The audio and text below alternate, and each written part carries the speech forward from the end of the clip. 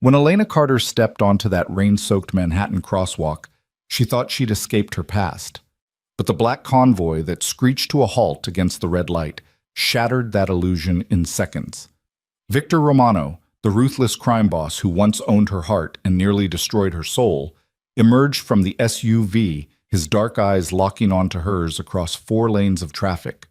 The wind pressed her coat tight against her body, and in that single, devastating moment, he saw everything: the curve of her belly, the secret she'd been hiding, the truth that would chain them together forever. She was 6 months pregnant with his child. Before we dive into this story of power, obsession, and the thin line between love and possession, hit that like button and drop a comment telling me what city you're watching from. I want to see how far this story travels. Now, let's begin where everything fell apart and where it might just come back together. The rain had started 3 blocks ago, light at first, then gradually building into the kind of downpour that turned Manhattan streets into rivers and sent pedestrians scrambling for cover. Elena Carter stood beneath the drugstore awning on the corner of Lexington and 53rd, watching the deluge and trying to convince herself that this was just weather, just water, just another February storm in a city that had seen thousands of them. But nothing felt simple anymore. Nothing felt safe. She adjusted the grocery bag in her arms, conscious of the way it partially obscured her midsection, a habit she'd developed over the past month as her body had begun to betray her secret. At 24 weeks, she could no longer pretend the changes were subtle. The pharmacist inside had noticed, his eyes dropping briefly to her belly before offering her a kind smile as he handed over the prenatal vitamins. Each interaction like that sent a spike of anxiety through her chest. Someone would notice. Someone would tell him. Someone would destroy the fragile new life she'd built. "Miss, you waiting for someone?" The drugstore security guard stood in the doorway, his tone gentle but questioning. "We're closing in 5 minutes." Elena shook her head. "No, I'm just waiting for the rain to let up." "Doesn't look like it's planning to." He glanced at the sky, then back at her with concern. "You got far to go?" "Just to the subway." She forced a smile. "I'll be fine." But she wasn't fine.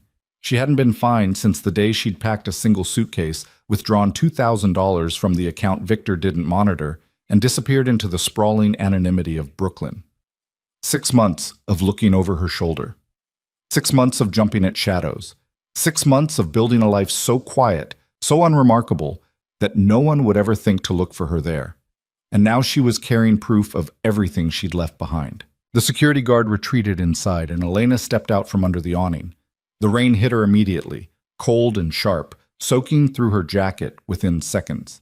She pulled her coat tighter, a useless gesture that only emphasized what she was trying to hide, and started across Lexington toward the subway entrance. The crosswalk signal blinked white. She stepped off the curb. Halfway across the intersection, tires squealed against wet asphalt. Elena's head snapped up. A convoy of 3 black SUVs had blown through the red light, stopping in a perfect formation that blocked all 4 lanes of cross traffic. Horns blared. A taxi driver leaned out his window, shouting obscenities. But the SUVs didn't move. They just sat there, engines idling, dark and imposing as storm clouds. Elena froze in the middle of the crosswalk. Something cold and familiar slithered down her spine. She knew these vehicles. She knew what they meant. She'd spent 18 months learning to recognize the signs of his presence, the way prey learns to sense a predator. The rear door of the center SUV opened. A man stepped out into the rain. Victor Romano. Elena's breath stopped. The grocery bag slipped from her fingers, cans of soup and boxes of crackers spilling across the wet pavement. She couldn't move, couldn't think, couldn't do anything but stare as the man she'd fled, the man she'd loved and feared in equal measure, stood 20 feet away and looked directly at her. He wore a charcoal suit, perfectly tailored, the rain darkening his shoulders and slicking his black hair back from his face. At 36, Victor Romano commanded every room he entered with the kind of authority that didn't require violence, though everyone knew he was capable of it. His family controlled half the construction contracts in New York.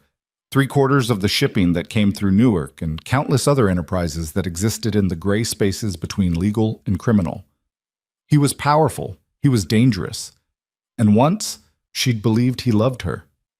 Victor's dark eyes found hers across the distance. For a moment, neither of them moved. The rain poured down. Traffic roared around them. The city continued its chaotic symphony, but in that narrow corridor of space between them, everything went silent. Then the wind gusted, pressing Elena's wet coat flat against her body.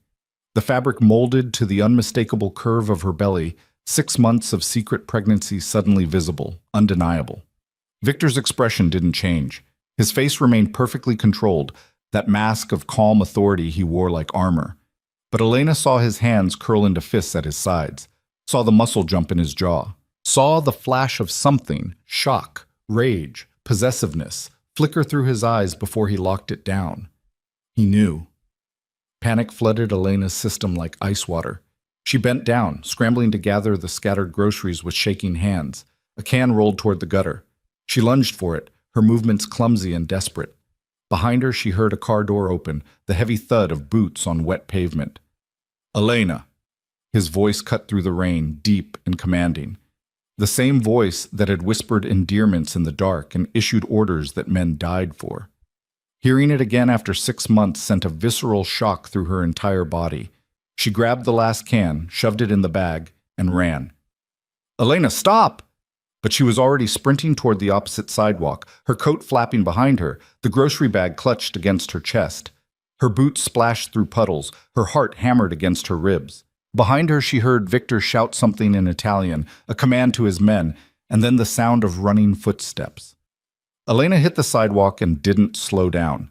She knew this neighborhood, had studied it during her months of hiding, mapping escape routes the way other people planned commutes. She ducked into a narrow alley between a dry cleaner and a bodega, her breath coming in ragged gasps. The alley was dark, slick with rain, garbage bags piled against one wall. She pushed past them, emerging onto a side street, and kept running. A black SUV screeched around the corner ahead of her. Elena skidded to a stop, reversed direction, and plunged into the stream of pedestrians on the main avenue. She used the crowd as cover, moving fast but trying not to draw attention, just another person hurrying through the rain. At the next intersection, she spotted the green globe of a subway entrance and made for it, taking the stairs down 2 at a time. The underground station was crowded with commuters escaping the storm. Elena wove between them, digging in her pocket for her MetroCard. Her hands were shaking so badly she could barely swipe it. The turnstile clicked. She pushed through and ran for the platform just as a downtown express train pulled in. The doors opened. Elena squeezed inside. The car was packed, bodies pressed together in the humid underground air. She pushed toward the center, putting as many people as possible between herself and the doors. Through the window, she scanned the platform, searching for any sign of Victor's men. Nothing. Just commuters. Just strangers. Just... A figure appeared at the top of the stairs. Tall, broad-shouldered, moving with predatory grace. Marco Santini, Victor's head of security, the man who'd been present at every family dinner, every business meeting, every moment of her 18 months with Victor. He scanned the platform with professional efficiency, his gaze sweeping across the crowd. Elena pressed herself behind a large man in a construction vest, making herself small. The subway doors beeped their warning. Marco's head turned toward the sound. For one horrible second, his eyes seemed to look directly at the window where Elena stood frozen. The doors slid shut. The train lurched forward, and Elena watched Marco Santini disappear as the subway pulled out of the station, carrying her into the dark tunnels beneath the city. She sagged against the pole, her legs suddenly weak, her whole body trembling. The other passengers ignored her, lost in their phones and their own thoughts. No one noticed the pregnant woman trying not to cry. No one cared about the private catastrophe unfolding in their midst. Elena closed her eyes and tried to breathe, tried to think, tried to figure out what the hell she was going to do now that Victor knew. The train rattled through the darkness, and with each passing second, one truth became more and more clear. Running had only bought her 6 months. Her past had finally caught up with her. And this time, she had so much more to lose. Elena's apartment was in Sunset Park, a third-floor walk-up in a building that had seen better decades. The neighborhood was working class, diverse, anonymous, exactly what she'd needed when she'd fled Victor's penthouse in Tribeca. Here, no one asked questions. No one cared who you were or where you'd come from. You paid your rent, you kept your head down, and you were left alone. She'd thought she was safe here. She'd been wrong. Elena climbed the stairs slowly, her body aching with exhaustion and fear. The grocery bag had torn somewhere on the subway, and she'd lost half its contents. She'd have to go out again tomorrow. The thought made her want to cry. At her door, she stopped, key halfway to the lock. Every instinct screamed at her to check over her shoulder, to make sure she hadn't been followed, but she forced herself to stay calm. Victor's men were good, but they weren't omniscient. She'd been careful. She'd taken 3 different trains, doubled back twice, emerged from a different station entirely. No one could have tracked her through that. She unlocked the door and stepped inside. The apartment was small, just a studio with a bathroom and a kitchen alcove that barely deserved the name. But it was hers. She'd paid the deposit with cash, signed the lease with a name that wasn't quite fake, but wasn't quite real either. Elena Carter. Not Elena Rossi, the name she'd used when she was with Victor. Not Elena Marchetti, her maiden name. Something in between. Something that let her pretend she could be someone else. She locked the door behind her, deadbolt, chain, the additional lock she'd installed herself, and finally let herself collapse. She sank onto the second-hand couch, still wearing her wet coat, and let the tears come. 6 months. She'd made it 6 months. She'd found a job doing remote bookkeeping for small businesses, work that kept her off the grid and let her save money. She'd found an obstetrician who accepted cash payments and didn't ask too many questions. She'd built a life, fragile and small, but a life nonetheless. And Victor had destroyed it in 30 seconds, just by looking at her across a rain-soaked street. Elena's hand moved to her belly, resting on the curve that had betrayed her. Inside, she felt the flutter of movement, stronger now at 24 weeks, more insistent. The babies. Because it wasn't just one. The ultrasound at 16 weeks had revealed the truth. Identical twins. 2 daughters, the technician had told her with a smile. 2 little girls. She'd cried then too. But those had been different tears. Complicated tears. She'd left Victor because staying had been slowly killing her, because his world was built on violence and control, because she'd needed to breathe and he'd been suffocating her. But she'd also left carrying pieces of him inside her, literal parts of their shared past that she couldn't escape no matter how far she ran. And now he knew. Elena pulled out her phone, an untraceable burner she'd bought at a convenience store in Queens. She had 3 contacts saved, her obstetrician, her landlord, and Sarah. Sarah Chen, her only friend from before, the only person who knew both versions of her life. They'd met in college, bonded over late-night study sessions, and a shared love of old movies. Sarah had been the one to help her leave, to give her cash and a place to stay for those first terrifying weeks. Sarah had been the one to tell her the truth she hadn't wanted to hear. That Victor Romano would never let her go. That men like him didn't lose what they considered theirs. The phone rang twice before Sarah answered. Elena, what's wrong? Even after 6 months, Sarah could still read her voice, could hear the panic. Elena's throat tightened. He saw me, Victor. He saw me, and he... Sarah, he knows. Silence. Then, where are you? Home, my apartment. I lost them. I made sure... It doesn't matter. Sarah's voice was sharp with fear. If he knows you're pregnant, he'll tear this city apart to find you. You need to leave. Now. Tonight. Leave and go where? Elena's voice broke. I have $200 in cash. I can't travel like this. I can't. Then you need to call him. What? You need to call Victor and tell him the truth before he finds out on his own. Sarah paused, and when she spoke again, her voice was softer. Elena, running made sense 6 months ago when you were alone.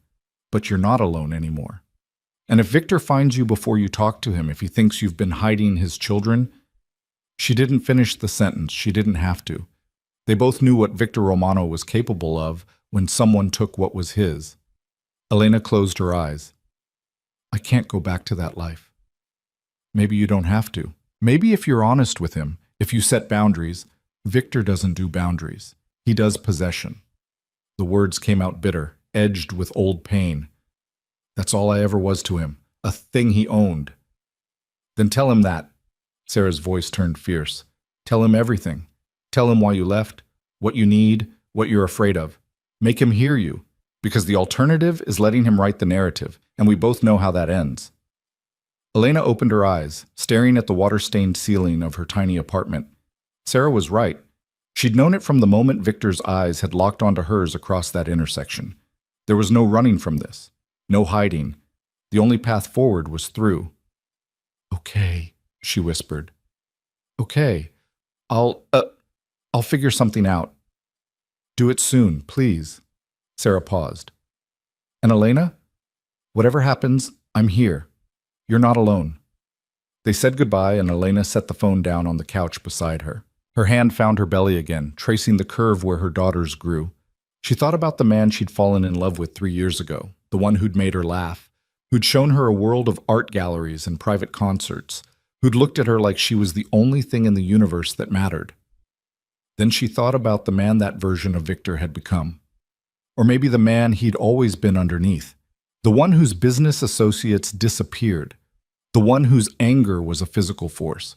The one who'd loved her like a hurricane, all-consuming and destructive, beautiful and terrifying in equal measure. Which Victor would she get if she reached out to him? Which version of the man she'd loved and fled would show up at her door? Elena didn't know, but Sarah was right about one thing. She was going to find out, one way or another. Better to control the terms of that meeting than to wait for Victor to control them for her. She pulled herself off the couch and walked to the window. Rain still fell, blurring the lights of Brooklyn into watercolor smears. Somewhere out there in the city, Victor was searching for her, mobilizing resources, calling in favors, using every tool at his disposal to find the woman who disappeared 6 months ago and reappeared pregnant with his children. Elena pressed her forehead against the cold glass. Tomorrow, she decided. Tomorrow she would figure out how to contact him. Tonight, she just needed to survive the fear. Behind her, someone knocked on the door. Elena spun around, her heart lurching. Who is it? No answer. Just another knock, heavier this time, insistent. I said, who is it? Her voice came out shakier now. She moved toward the door, staying to the side, out of the line of sight from the peephole. If you don't answer, I'm calling the police. A pause. Then a voice muffled through the wood. Mrs. Romano, please open the door. Mrs. Romano, a name she'd carried for exactly 5 months before she'd left. They'd married in a small ceremony, small by Romano family standards anyway, which still meant 200 guests and a reception that cost more than most people's houses. Victor had insisted on it, had wanted the world to know she belonged to him. She'd said yes because she'd loved him, because she'd thought marriage meant partnership, meant building something together. She'd learned the truth quickly enough. I don't go by that name, Elena called through the door, even as her hand shook. You have the wrong apartment. Please, Mrs. The voice corrected itself. Miss Carter, Mr. Romano sent me to ensure your safety. He's very concerned. He just wants to talk. Elena's mind raced. They'd found her in less than 4 hours. 4 hours. She'd underestimated him, underestimated his reach, his resources, his absolute refusal to accept limits of any kind. Tell Mr. Romano that if he wants to talk, he can call like a normal person. He's here. The words sent ice through Elena's veins. What? Mr. Romano is downstairs in his car. He's respectfully requesting a few moments of your time. He asks that you not make this difficult. Not make this difficult, as if she were the problem, as if she were being unreasonable by wanting privacy, by wanting control over when and how she faced the man she'd fled. Elena looked around her apartment, this small space that had been her sanctuary, and felt the walls closing in. She could refuse. She could call the police. But what would she tell them? That her ex-husband wanted to talk to her? That wasn't a crime. And Victor had half the NYPD on his payroll anyway. Any cops who showed up would take one look at the situation and politely suggest she have a conversation with Mr. Romano. She was trapped. She'd been trapped from the moment he'd seen her on that crosswalk. I need a minute, she called through the door. Of course. Mr. Romano is a patient man. That was a lie. Victor Romano was many things. Brilliant, ruthless, magnetic, but patient wasn't one of them. If he was waiting in the car instead of breaking down her door, it meant he was trying. Trying to be reasonable. Trying to give her the illusion of choice. Elena walked to her bedroom, just a corner of the studio sectioned off by a bookshelf, and looked at herself in the small mirror hanging on the wall. Her hair was still wet from the rain, hanging in dark tangles around her face. Her coat had dried into wrinkled creases. Her eyes were red from crying. She looked exactly like what she was, a woman at the end of her rope. She thought about changing, about trying to look composed. But what was the point? Victor had already seen the truth written on her body. There was no hiding now. Elena returned to the door and opened it. In the hallway stood Marco Santini and another man she recognized, Paolo, one of Victor's drivers. Both wore dark suits and carefully neutral expressions. Marco was in his 40s, graying at the temples, with the kind of face that had seen too much and learned to show nothing. He'd always been polite to her, in that distant way of men who worked in violence. "Miss Carter." Marco inclined his head respectfully. "Thank you. Mr. Romano is waiting." She wanted to tell them she wasn't going anywhere, wanted to slam the door and pretend this wasn't happening. Instead, she heard herself say, "I need to get my coat." She retrieved it from where she'd thrown it over a chair, pulled it on, and stepped into the hallway. Marco and Paolo fell into step on either side of her, not touching, not crowding, but making it clear that running was no longer an option. They descended the stairs in silence. Outside, the rain had slowed to a drizzle, the street slick and reflecting the amber glow of streetlights. A black SUV idled at the curb, its engine purring. Marco moved ahead and opened the rear door. Elena hesitated at the threshold, her heart pounding so hard she could feel it in her throat. "Miss Carter," Marco said gently, "he's just going to talk, that's all." Just going to talk, right. Because Victor Romano was known for his restraint. Elena ducked her head and climbed into the SUV. The interior was all black leather and tinted windows, warm despite the February cold outside. And sitting in the far seat, looking at her with an expression she couldn't read, was Victor. He'd changed out of the suit from earlier. Now he wore dark slacks and a charcoal sweater that made his eyes look almost black. His hair had dried, falling across his forehead in a way that made him look younger, more like the man she'd fallen in love with. But there was nothing young about the intensity in his gaze, the controlled tension in his posture. Marco closed the door. The sound of it latching felt final, like a cell door closing. For a long moment, neither of them spoke. The silence stretched out, heavy with everything unsaid, everything broken between them. Elena pressed herself against the door, maintaining as much distance as the space allowed. Her hand instinctively moved to her belly, protective. Victor's eyes tracked the movement. His jaw tightened. When he finally spoke, his voice was rough, barely controlled. "How far along?" Elena's throat felt like sandpaper. 24 weeks. 6 months. He did the math quickly, his expression darkening. "You were pregnant when you left." "I didn't know then." The words came out defensive. "I found out 2 weeks later." "And you didn't think I deserved to know?" "I didn't think a lot of things, Victor." Her voice cracked. "I didn't think you'd find me. I didn't think I could hide a pregnancy forever. I didn't think—" She stopped, swallowing hard. "I was trying to figure it out." "Figure it out?" He repeated the words like they were foreign. "You were going to figure out what to do about my child without telling me I had a child?" "Children." The words slipped out before she could stop it. "Twins. Girls." The impact of that statement was visible. Victor's face went through a series of expressions: shock, wonder, something that looked almost like pain, before settling back into that controlled mask. But his hands, resting on his knees, curled into fists. "Twins," he said, his voice barely above a whisper. "Daughters." Elena watched him wrestle with the information, saw the wheels turning behind his eyes. This was Victor at his most dangerous, not when he was angry, but when he was thinking, calculating, planning his next move. "I want to be clear about something," he said finally, his voice dropping into that tone of absolute authority she remembered too well. "Those children are mine. You are—" He stopped himself, reconsidered his words. "We need to discuss how this is going to work." "There's nothing to discuss." Elena forced steel into her voice. even though her whole body was shaking. I left for a reason, Victor. Your world, your life. It's not safe for children. It's not safe for me. My world? His eyes flashed. 6 months ago, you lived in my world just fine. You didn't seem to mind the safety, the comfort, the life I provided. I minded being a prisoner. The words burst out of her, carried on 6 months of suppressed anger and fear.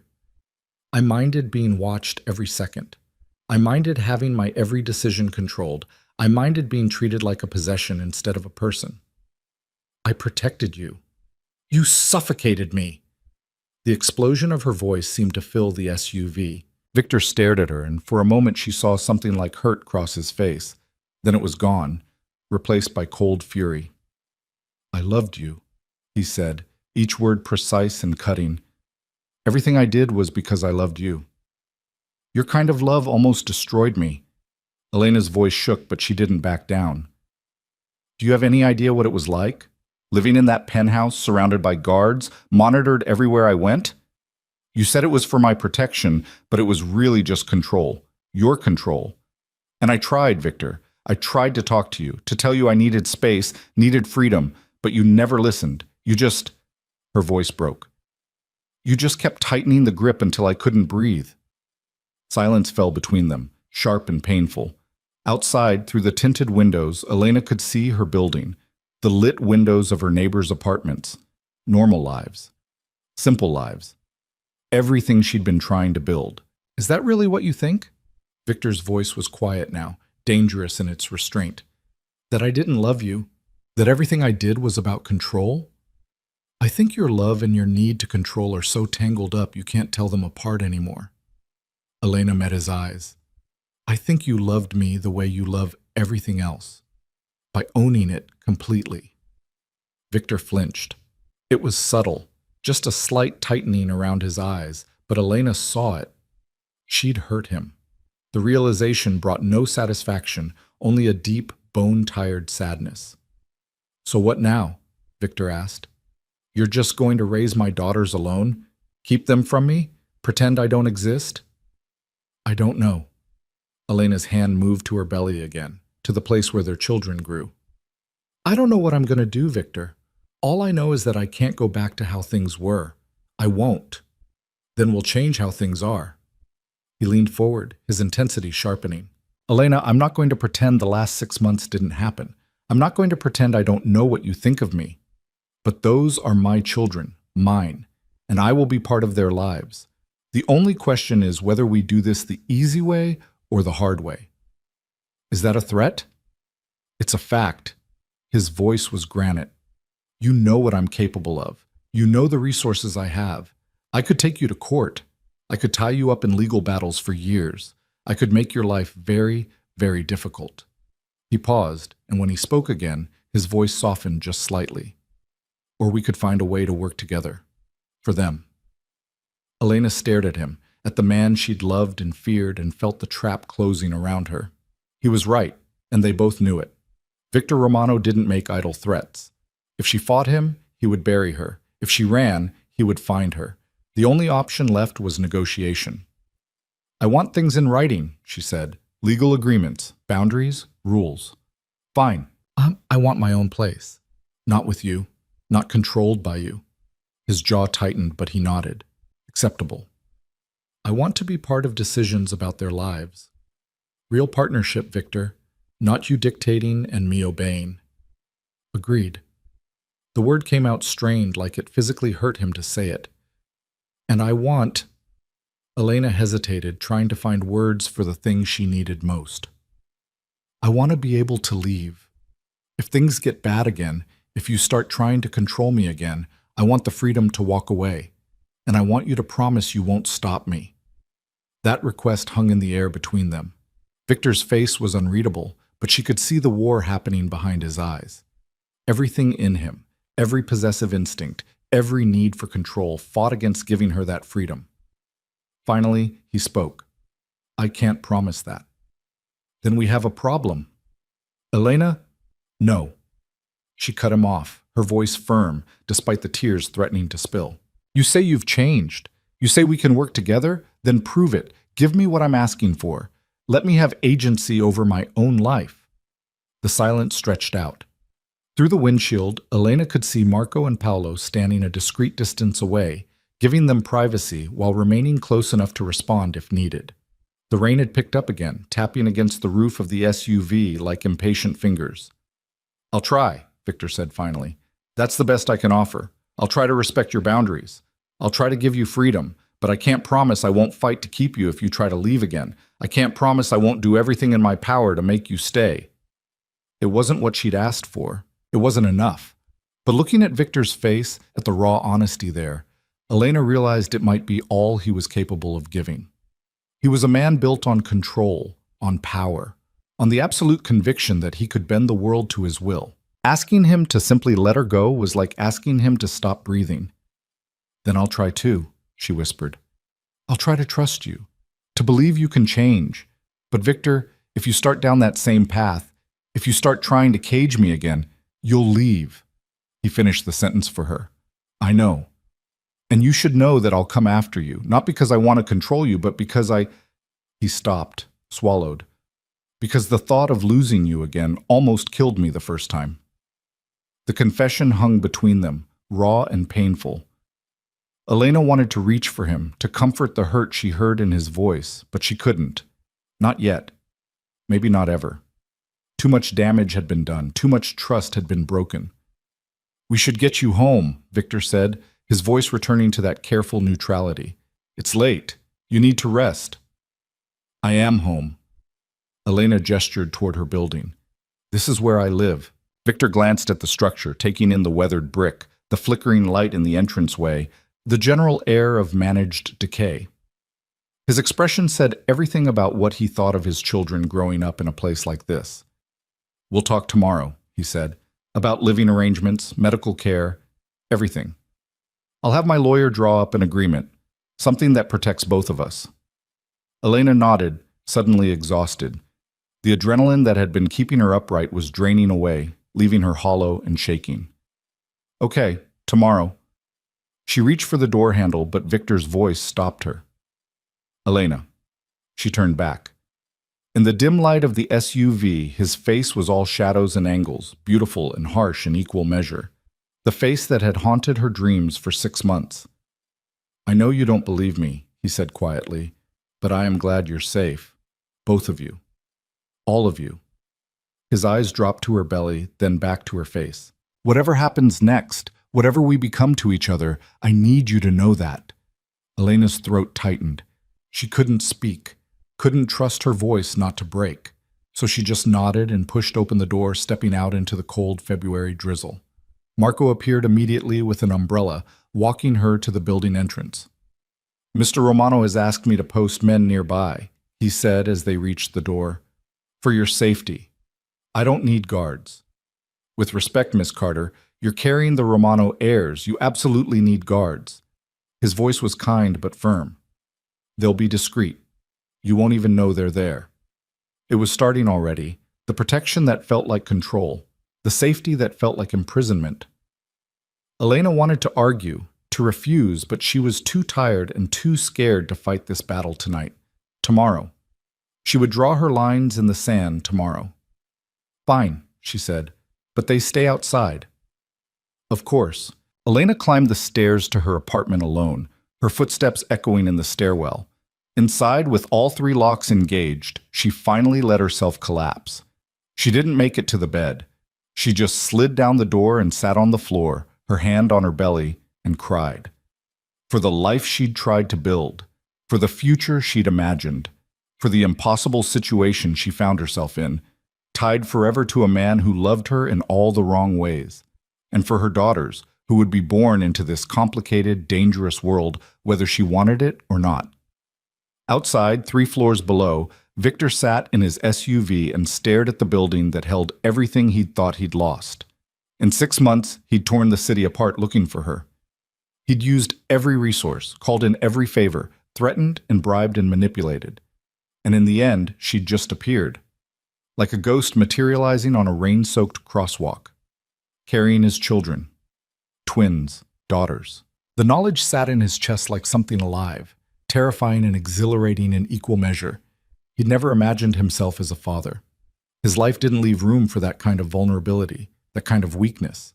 Children were leverage, were targets, were liabilities in his world, but they were also his. And nothing, not Elena's fear, not her resistance, not the impossible distance between what he was and what she needed him to be, would stop him from claiming what was his. Marco appeared at the window. Victor rolled it down. "She's inside," Marco reported. "I've positioned 2 men in the building across the street and 1 on the corner. We'll rotate shifts every 6 hours." "Good. No one gets near her. No one even looks at that building without us knowing about it." "Understood." Marco hesitated. "Sir, if I may, she's afraid of you." "I know." "If you push too hard—" "I know, Marco." Victor's voice sharpened. "I'm aware of the situation. I'm aware of what I stand to lose." Marco nodded and stepped back. The window rolled up. In the silence of the SUV, Victor allowed himself one moment of weakness, one moment where he wasn't the ruthless head of the Romano family, wasn't the man who controlled an empire built on violence and fear. In that moment, he was just a man who'd lost the woman he loved and just found out he was about to be a father. His hand moved to his chest, pressing against the place where his heart beat too fast, where something that felt dangerously like hope was beginning to bloom. Tomorrow, he would start fixing this. Tomorrow, he would show Elena he could change, could be what she needed. Tomorrow, he would begin building a future that could hold all of them, him, Elena, and the 2 daughters who didn't yet know how completely they'd already changed everything. But tonight, he just sat in the rain and the dark, looking up at the window where a single light burned, and tried to figure out how to love someone without destroying them in the process. It was, he thought, going to be the hardest thing he'd ever done. And Victor Romano had never walked away from a challenge in his life. The morning came too quickly, pale winter light filtering through the thin curtains of Elena's apartment. She'd barely slept, her mind spinning through scenarios and conversations, each one ending badly.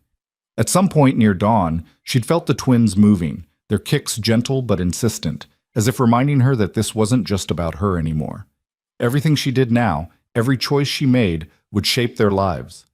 She was making coffee, decaf, a concession to pregnancy she resented every morning, when her phone buzzed. Not the burner. Her old phone, the one she'd kept turned off in a drawer for 6 months, too afraid to power it on because she knew Victor could track it.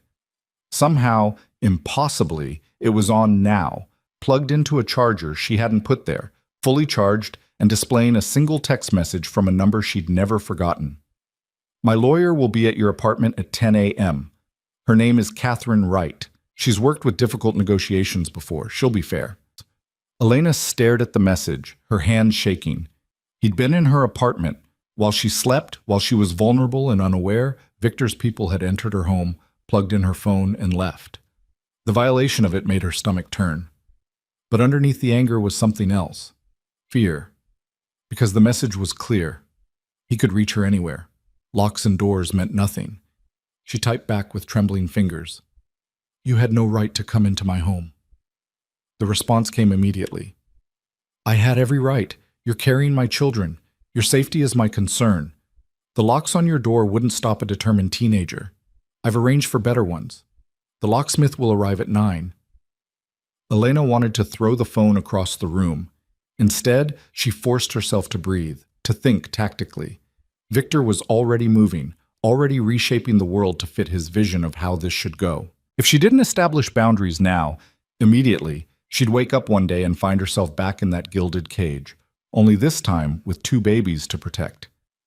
"I don't want your locks. I don't want your security. I want to be left alone." That's not an option anymore. 10 a.m., Elena. Please be dressed. The please didn't soften the command. If anything, it made it worse. A thin veneer of courtesy over pure control. Elena set the phone down and pressed her palms against her eyes, fighting back tears of frustration. This was exactly what she'd been afraid of. Less than 12 hours, and he was already dictating her schedule, making decisions about her life, treating her like property to be secured. At 8:30, there was a knock at the door. Elena checked the peephole and saw a young woman in work clothes holding a toolbox. Behind her stood one of Victor's men, the same one from last night. Paolo. Miss Carter, the woman called. I'm here to upgrade your locks. Mister Romano sent me. I didn't ask for new locks. I understand, ma'am, but Mr. Romano was very clear. These locks are a safety issue. It'll take 30 minutes, tops, and then we'll be out of your hair. Elena closed her eyes. She could refuse, she could send them away, but they'd just come back, or Victor would show up himself, and she'd end up having this fight a dozen times. Pick your battles, Sarah had told her once. Save your energy for the wars that matter. She opened the door. 30 minutes, and he doesn't get a key. The locksmith smiled. Already been told, ma'am. You get the only copies, 3 of them. It was a small concession, but it felt like a victory. Elena stepped aside and let the woman work, watching as she removed the cheap hardware store locks and replaced them with heavy-duty deadbolts, the kind you saw in bank vaults. Paolo stood in the hallway, keeping watch, his presence a constant reminder that privacy was an illusion now. All set, the locksmith announced 25 minutes later. She handed Elena 3 gleaming keys. These are pick-resistant, drill-resistant, and the deadbolts have a 5-pin tumbler system. Nobody's getting through these without serious equipment and time. Thank you, Elena said, even though gratitude felt wrong. She hadn't wanted this, but looking at the solid new locks, she couldn't deny feeling slightly safer. Slightly. The locksmith left. Paolo remained. Miss Carter, I'll be outside if you need anything. Mr. Romano's orders are that you're not to be disturbed, but I'm here if there's an emergency. I don't need a babysitter. No, ma'am, you need a bodyguard. There's a difference. His voice was respectful, but firm. Mr. Romano has enemies. Some of them would be very interested to know about you and the babies. My job is to make sure they never get the chance to act on that interest. The reality of it hit Elena like cold water. She'd been so focused on escaping Victor's control that she'd almost forgotten the other dangers that came with being connected to him. The rival families, the federal investigations, the constant threat of violence that hung over everything he touched. Her daughters would be born into that world. They would be targets from their first breath. How long have you worked for him? She asked quietly. 8 years, ma'am. Have you ever seen him change, compromise? Paolo considered the question carefully. Mr. Romano is difficult. He doesn't bend easy, but I've also never seen him like he was last night. In 8 years, I've never seen him scared. Last night, sitting in that car, waiting to see if you'd talk to him, he was terrified. Elena didn't know what to do with that information. The idea of Victor Romano being afraid of anything seemed impossible, but Paolo had no reason to lie. At exactly 10 o'clock, another knock. This time it was a woman in her 50s, impeccably dressed in a charcoal suit, carrying a leather briefcase.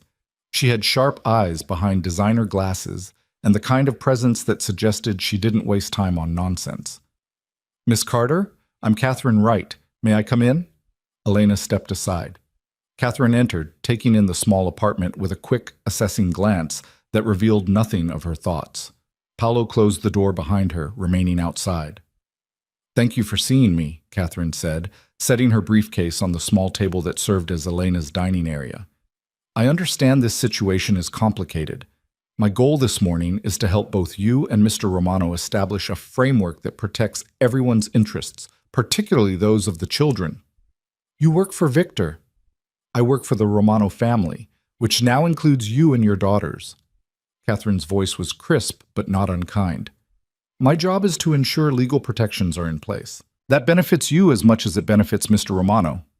Elena sat down across from her, wary. What kind of protections? Catherine opened her briefcase and withdrew a thick folder. Let's start with the basics. Prenatal care. Mr. Romano is concerned about the quality of medical attention you're receiving. He'd like to arrange for you to see Dr. Sarah Chen at Mount Sinai. She's one of the best maternal-fetal medicine specialists in the country. I already have a doctor. I'm sure you do, but given that you're carrying twins, and given the resources available through the Romano family, wouldn't you want access to the absolute best care? Catherine pulled out a document. This is Dr. Chen's credentials. She's handled numerous high-risk pregnancies. She's also very discreet. Elena looked at the paperwork. The credentials were impressive. And if she was honest with herself, the The small clinic in Queens where she'd been going was fine for basic care, but probably not equipped for complications. Twin pregnancies were automatically considered high risk. If I agree to see this doctor, I want to be clear that it's my choice, not Victor's order. Absolutely. You have complete autonomy over your medical decisions. Catherine made a note. Next item. Living arrangements. Mr. Romano understands you want to maintain your own residence. However, he's concerned about the safety and appropriateness of this location. He's prepared to offer several alternatives.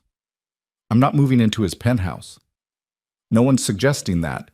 But Miss Carter, this building has no security. It's in a neighborhood with a significant crime rate, and frankly, the conditions aren't suitable for raising children. Catherine pulled out another set of documents. These are 3 properties Mr. Romano owns in Brooklyn. Townhouses, all in safe neighborhoods, all with security systems.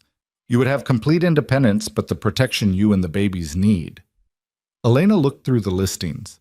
The properties were beautiful, restored brownstones in Park Slope and Brooklyn Heights, the kind of places she'd fantasized about when she was with Victor, but never imagined she'd actually live in. Not like this. Not as a transaction. What's the catch? No catch. You would live there rent-free. Mr. Romano would cover all expenses. In exchange, you agree to reasonable security measures, and you allow him regular access to visit the children once they're born. Define reasonable. Catherine met her eyes. 1 guard posted outside. Security system monitored by his team. You come and go as you please, but someone always knows where you are. For safety, not surveillance. That sounds a lot like surveillance. It sounds like protection. Catherine's voice sharpened slightly. Miss Carter, I'm going to be blunt. You're carrying the heirs to a crime family. Whether you like it or not, that makes you a target. Victor Romano has been building his empire for 15 years, and in that time he's made enemies. Powerful enemies. People who would love nothing more than to hurt him by hurting what he loves. That's not paranoia. That's reality. Elena's hand moved to her belly, protective. She hated that Catherine was right. Hated that the simple act of loving Victor, of being loved by him, had put a target on her back and on her daughters' backs before they were even born. I need time to think about the housing. Of course. There's no rush on that decision. Catherine moved to the next document. Now, let's discuss custody arrangements. They're not even born yet. Which is exactly the right time to establish clear expectations. Mr. Romano wants to be an active father. He wants time with his daughters, regular visitation, involvement in major decisions about their upbringing. In exchange, he's willing to provide substantial financial support, not just child support, but education funds, trust funds, anything the children might need. I don't want his money. Catherine raised an eyebrow. Miss Carter, you're currently living in a studio apartment doing freelance bookkeeping. I'm not judging your choices, but raising 1 child is expensive. Raising 2 is exponentially more so. Mr. Romano's offer ensures your daughters never want for anything. I can provide for my children. Can you provide private security, top-tier education, medical care that costs more per month than most people's salaries? Catherine leaned forward. I admire your independence, I do. But pride is expensive, and your daughters will be the ones who pay the price. The words stung because they were true. Elena had been so focused on escaping Victor's control that she hadn't fully processed the financial reality of raising twins alone in one of the most expensive cities in the world. Her freelance work paid enough to keep her fed and housed, barely. It wouldn't stretch to cover childcare, medical bills, everything 2 babies would need. What does he want in exchange? Joint legal custody. Decisions about education, medical care, religious upbringing, you make them together. He gets regular visitation, increasing as the children get older. Holidays are split, and you agree not to relocate more than 100 miles from New York without his consent. That last part is him controlling where I live. That last part is him ensuring he can be a father to his children. Catherine's voice softened. Miss Carter, I've been doing family law for 26 years. I've seen every variation of custody battle, every nightmare scenario. This is one of the most reasonable agreements I've seen from a man with Mr. Romano's resources. He could tie you up in court for years. He could make your life hell. Instead, he's offering compromise. Elena stared at the documents spread across her table. her small life being reorganized into legal terms and conditions. Part of her wanted to refuse everything, to tell Catherine and Victor and all of it to go to hell. But another part, the part that felt her daughters moving inside her, the part that remembered Paolo's words about Victor being scared, wondered if maybe this was what compromise looked like. Imperfect, uncomfortable, but possible. "I want changes," she said finally. "To the custody agreement. I want final say on medical decisions. I want the right to relocate if I have legitimate safety concerns. And I want it in writing that he can't use his resources to manipulate or control me." Catherine smiled. It was a small smile, but genuine. "Those are all reasonable requests. I'll draft an amendment. Is there anything else?" "Yes. I want therapy. For both of us. If we're going to co-parent, if we're going to be in each other's lives, we need help learning how to communicate without destroying each other." "I'll add that to the agreement," Catherine made notes. "Mr. Romano may resist that particular clause." "Then he doesn't get what he wants." Elena's voice was firm. "That's non-negotiable." They spent the next hour going through details, line by line, Elena questioning everything, Catherine explaining the legal implications. By the time they finished, Elena's head was throbbing and she was exhausted, but she also felt something she hadn't felt in months, a sense of agency. She was negotiating. She was setting terms. She wasn't just a victim of Victor's will. Catherine packed up her documents. "I'll have a revised agreement drafted by tomorrow. Once you've reviewed it and approved the changes, we can schedule a formal signing. In the meantime, I'd recommend you think seriously about the housing situation. This apartment really isn't suitable." "I'll think about it." "Good." Catherine paused at the door. "Miss Carter, for what it's worth, I think you're being very brave. It takes strength to stand up to a man like Victor Romano. Most people just fold." "I tried folding," Elena said quietly. "It almost killed me." After Catherine left, Elena sat alone in her apartment, staring at the business card the lawyer had left behind.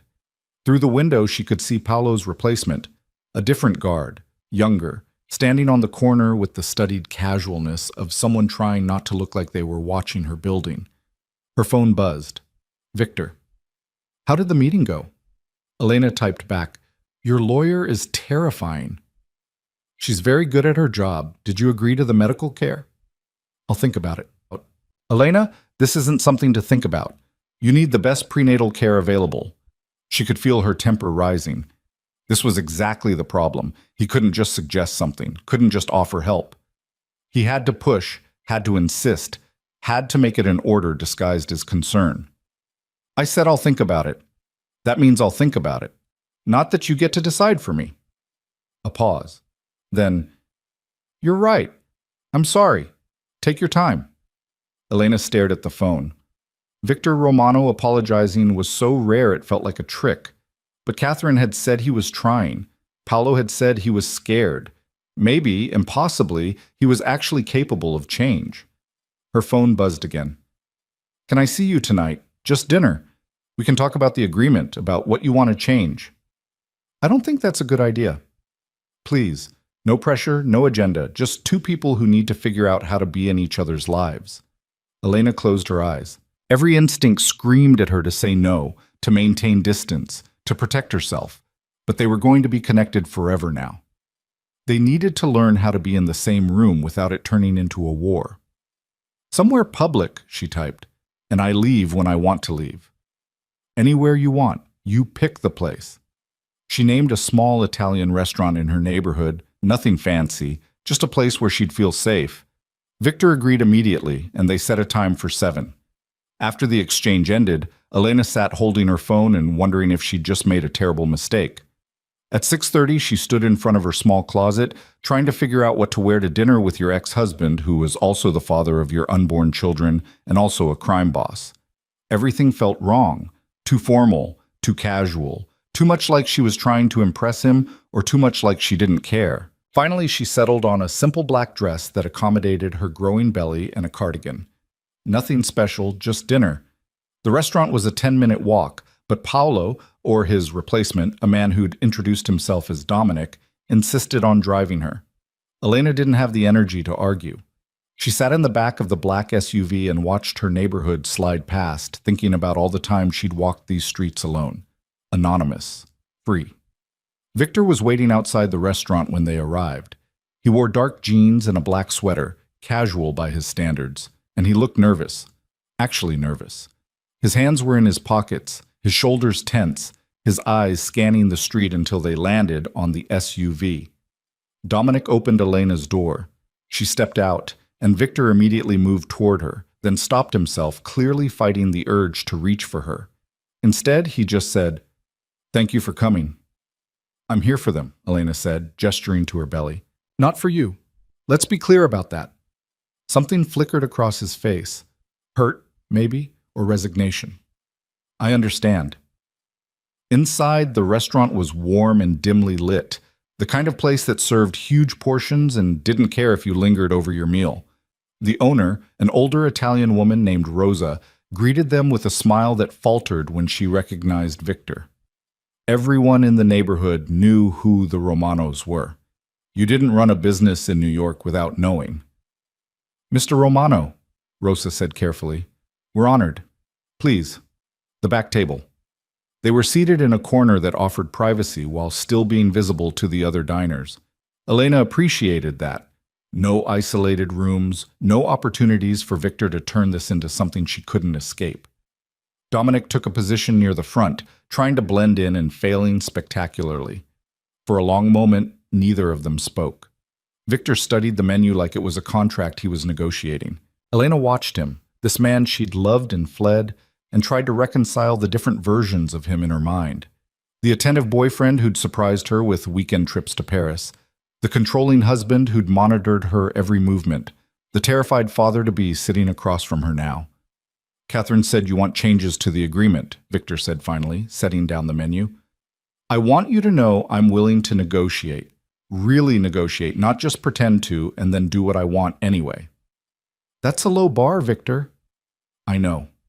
He met her eyes. "I know what I was like. I know what I put you through. And I know saying I'm sorry doesn't fix any of it. But I am sorry for all of it." Elena felt her throat tighten. She'd imagined this conversation 1,000 times during her 6 months away. Imagined him apologizing. Imagined it feeling like victory. But sitting here now, seeing the genuine regret in his face, it just felt sad. Sad for what they'd destroyed, for what they'd been and could never be again. "Why?" she asked. "Why did you do it? Why did you have to control everything?" Victor was quiet for a long time. When he spoke, his voice was low, almost inaudible. "My father died when I was 15. Someone planted a bomb in his car.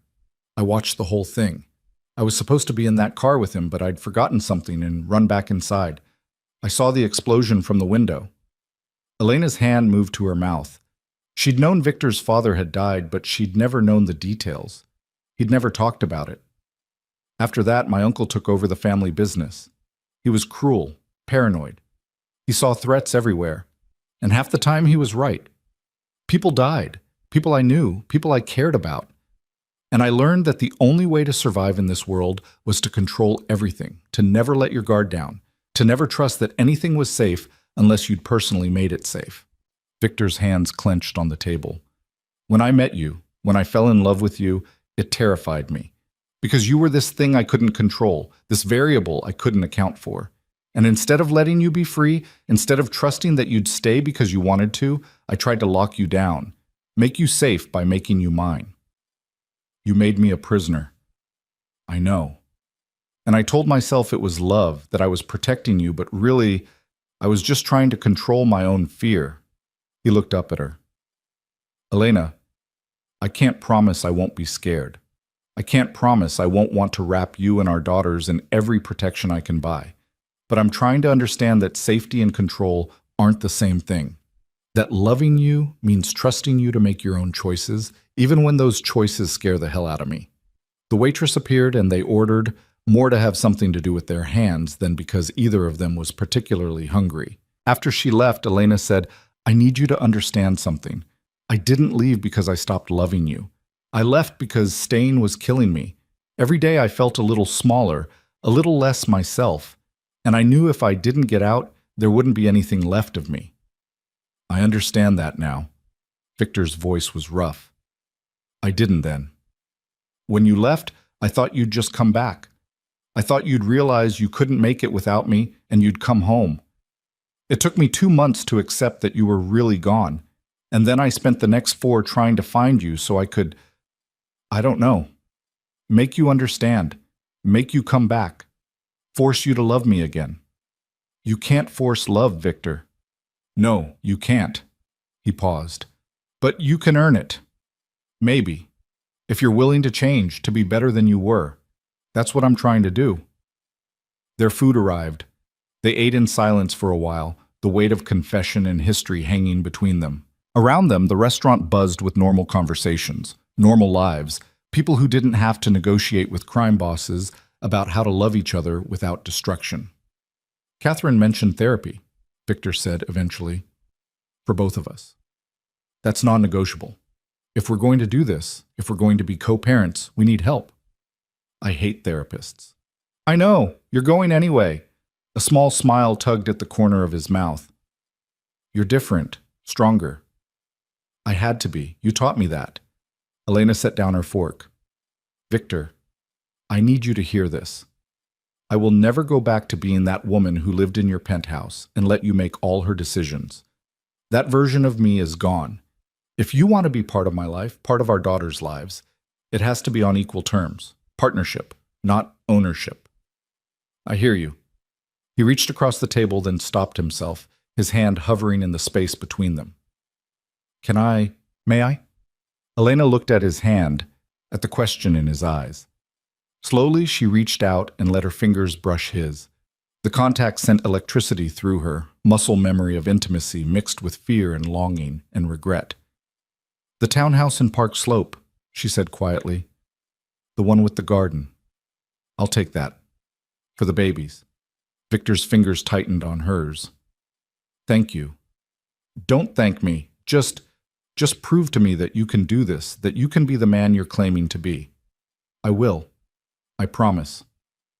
They finished dinner talking about logistics, the doctor's appointment Catherine had mentioned, the timeline for signing the custody agreement, practical matters that felt safer than emotions. By the time they left the restaurant, something had shifted between them. Not forgiveness, not exactly, but maybe the beginning of it. The possibility that 2 broken people could figure out how to exist in each other's orbit without destroying everything they touched. Outside, Dominic was waiting with the SUV. Victor walked Elena to the car, his hand hovering near her lower back but not quite touching, respecting the distance she needed. Can I ask you something? He said as Dominic opened the door. Okay. What are you going to name them? Our daughters. Elena hadn't expected that question. She'd been thinking about names, writing lists late at night, but she hadn't shared them with anyone. I don't know yet. I thought maybe we could decide together, when they're born. The smile that crossed Victor's face was genuine, reaching his eyes. I'd like that. Elena climbed into the SUV, and as Dominic pulled away from the curb, she looked back to see Victor standing on the sidewalk, watching her go. He looked lonely, she thought. Lonely and hopeful and scared. Just like her.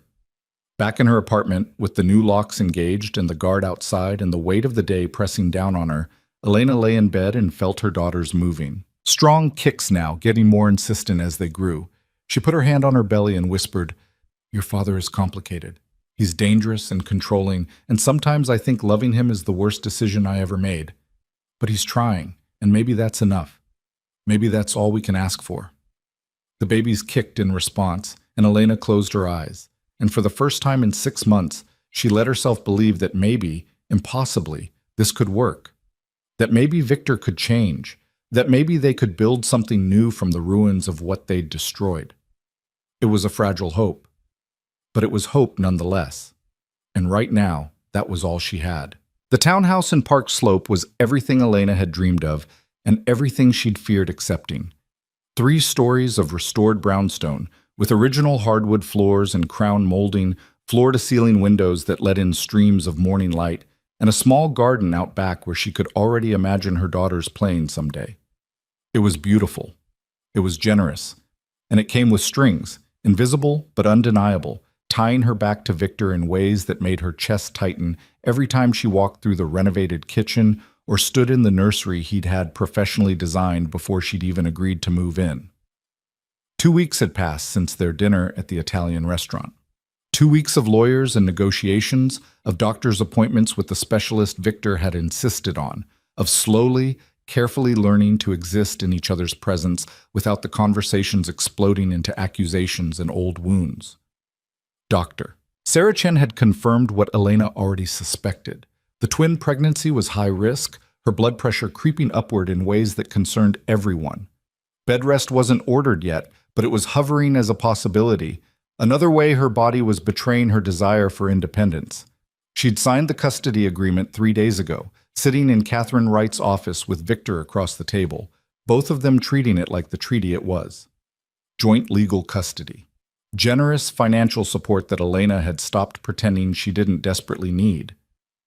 Visitation rights that felt reasonable on paper but filled her with anxiety in practice. And the therapy clause, which Victor had agreed to with visible reluctance, his jaw tight as he signed his name. Their first session was scheduled for tomorrow. Elena was dreading it. Now she stood in the nursery, surrounded by boxes she was supposed to be unpacking, and tried to make this feel like home. 2 cribs, white and pristine, already assembled. A changing table stocked with diapers and supplies she hadn't bought. A rocking chair positioned near the window, comfortable and inviting. Everything perfect. Everything chosen without her input, appearing like magic while she'd been at a prenatal appointment. Her phone buzzed. Victor. How's the unpacking going? Elena looked around at the chaos of half-opened boxes, at her meager possessions trying to fill a space 3 times the size of her old apartment. Slowly. Do you need help? I can send people. No, I need to do this myself. She paused, then added, but thank you for asking instead of just doing it. I'm learning. There was a smile in his voice. There's a security briefing at 3 p.m. Marco will go over the house systems with you. Please don't skip it. I wasn't planning to. Good. And Elena? His tone shifted, became more serious. I know this is hard. I know accepting help feels like giving up control. But you're not alone in this. I want you to remember that. After they hung up, Elena sat in the rocking chair and closed her eyes. The house was quiet, insulated from the street noise in a way her old apartment never had been. Through the walls, she could hear nothing. No neighbors arguing, no footsteps overhead, no sirens passing outside. Just silence and the sound of her own breathing and the flutter of movement in her belly. She was 28 weeks now. The babies were growing faster, their kicks stronger, their presence impossible to ignore. Sometimes, late at night, she'd lie awake and feel them moving and wonder what kind of world she was bringing them into. A world where their father was Victor Romano. A world where armed guards were a necessity, not paranoia. A world where violence lurked at the edges of every beautiful thing. At 3 o'clock, Marco arrived with another man Elena didn't recognize, both of them carrying tablets and looking professional. Marco had been nothing but respectful since that night on the crosswalk, his manner courteous but distant, treating her like the job she essentially was, a principal to be protected. Miss Carter, Marco said, nodding. This is James Reeves. He's going to walk you through the security system while I cover protocols. For the next hour, they showed her everything. The cameras covering every entrance, the reinforced doors and windows, the panic buttons installed in every room, including the bathrooms, the safe room in the basement stocked with supplies and communications equipment, the escape routes, the emergency contacts. It was overwhelming and terrifying and somehow exactly what she'd expected. The system is monitored 24/7, James explained, pulling up the interface on her phone. You'll get alerts for any unusual activity. You can check the cameras any time, and there's always someone watching remotely, just in case. Someone watching, Elena repeated. You mean someone watching me? James had the grace to look uncomfortable. We're watching the perimeter, Miss Carter. Not you. There's no cameras inside the house except in the entrance hall and the stairwell. Your privacy is respected. Except I'll never actually be alone. Marco stepped forward. With respect, you shouldn't be alone. Not at this stage of pregnancy, and not given the circumstances. What if something happened? What if you fell, or went into early labor, or... I understand the reasoning, Elena cut him off. That doesn't mean I have to like it.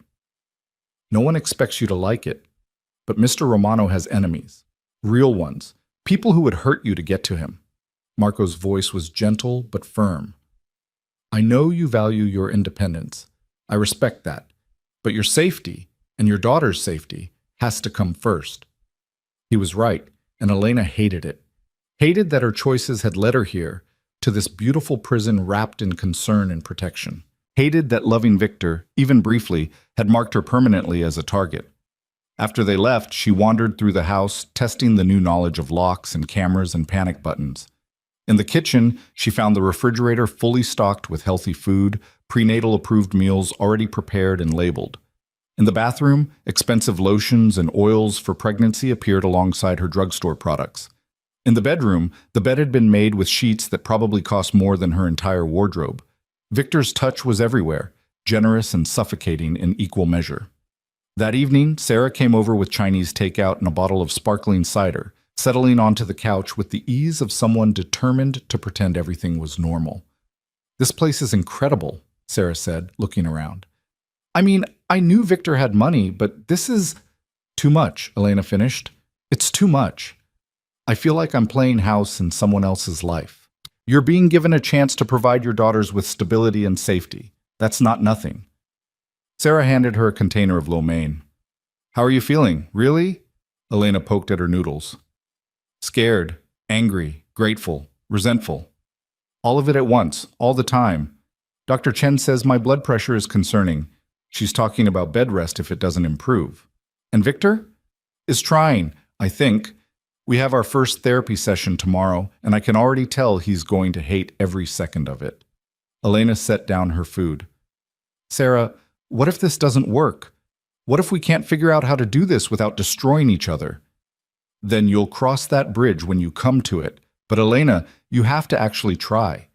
You have to give him a real chance to prove he can change. Sarah reached over and squeezed her hand. I know I was the one pushing you to leave. I know I saw what he was doing to you, but I also see that he's making an effort now. Maybe not perfectly. Maybe not in ways that feel comfortable, but he's trying.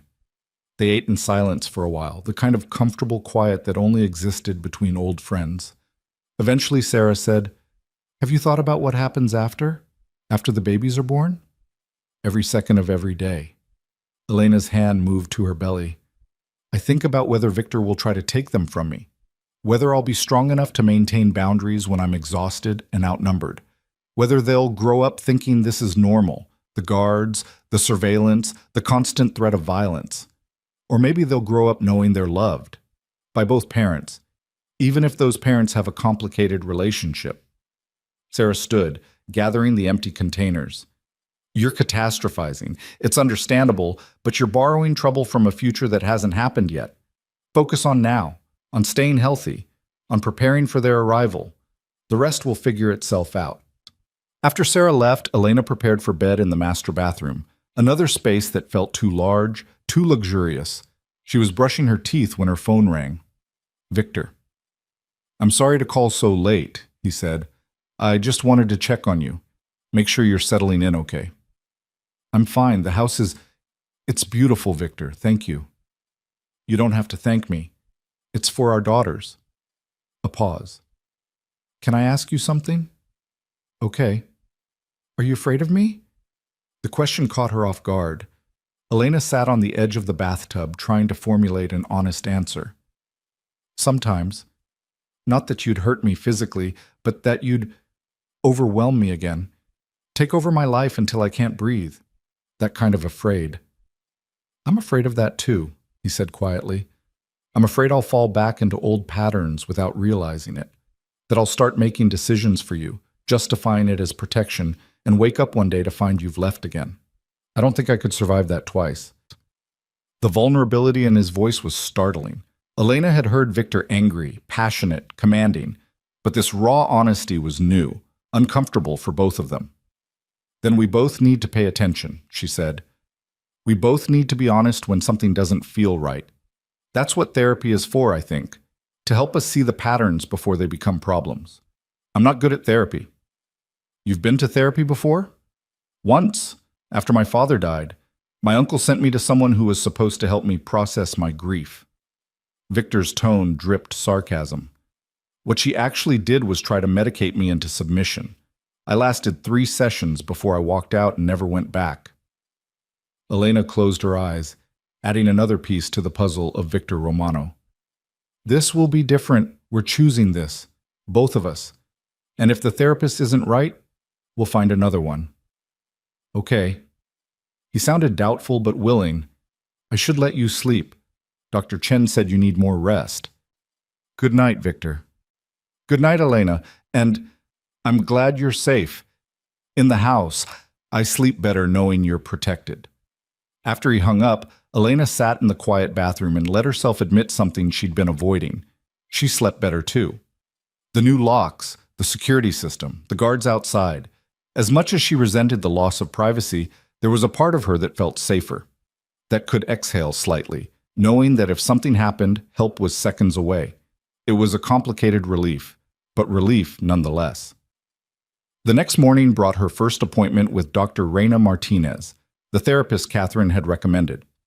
The office was in a discreet building in Manhattan, the kind of place where patient confidentiality was taken seriously and discretion was built into the architecture. Victor was already in the waiting room when Elena arrived, his leg bouncing with nervous energy, his expression guarded. You came, Elena said, surprised despite herself. I said I would. He stood as she approached. I don't break my promises to you. They were called back together, entering a warm office filled with plants and comfortable furniture that seemed designed to put people at ease. Dr. Martinez was younger than Elena expected, maybe early 40s, with kind eyes and a calm demeanor that suggested she'd heard every variation of human dysfunction and wasn't shocked by any of it. Thank you both for coming, she said, gesturing to a couch. I understand this is court-ordered? It's agreement-ordered, Victor corrected. We're here voluntarily. Voluntarily under duress, Elena added. I insisted on it as part of our custody negotiation. Dr. Martinez smiled. Honesty, good. That's what we need here. Let me explain how this works.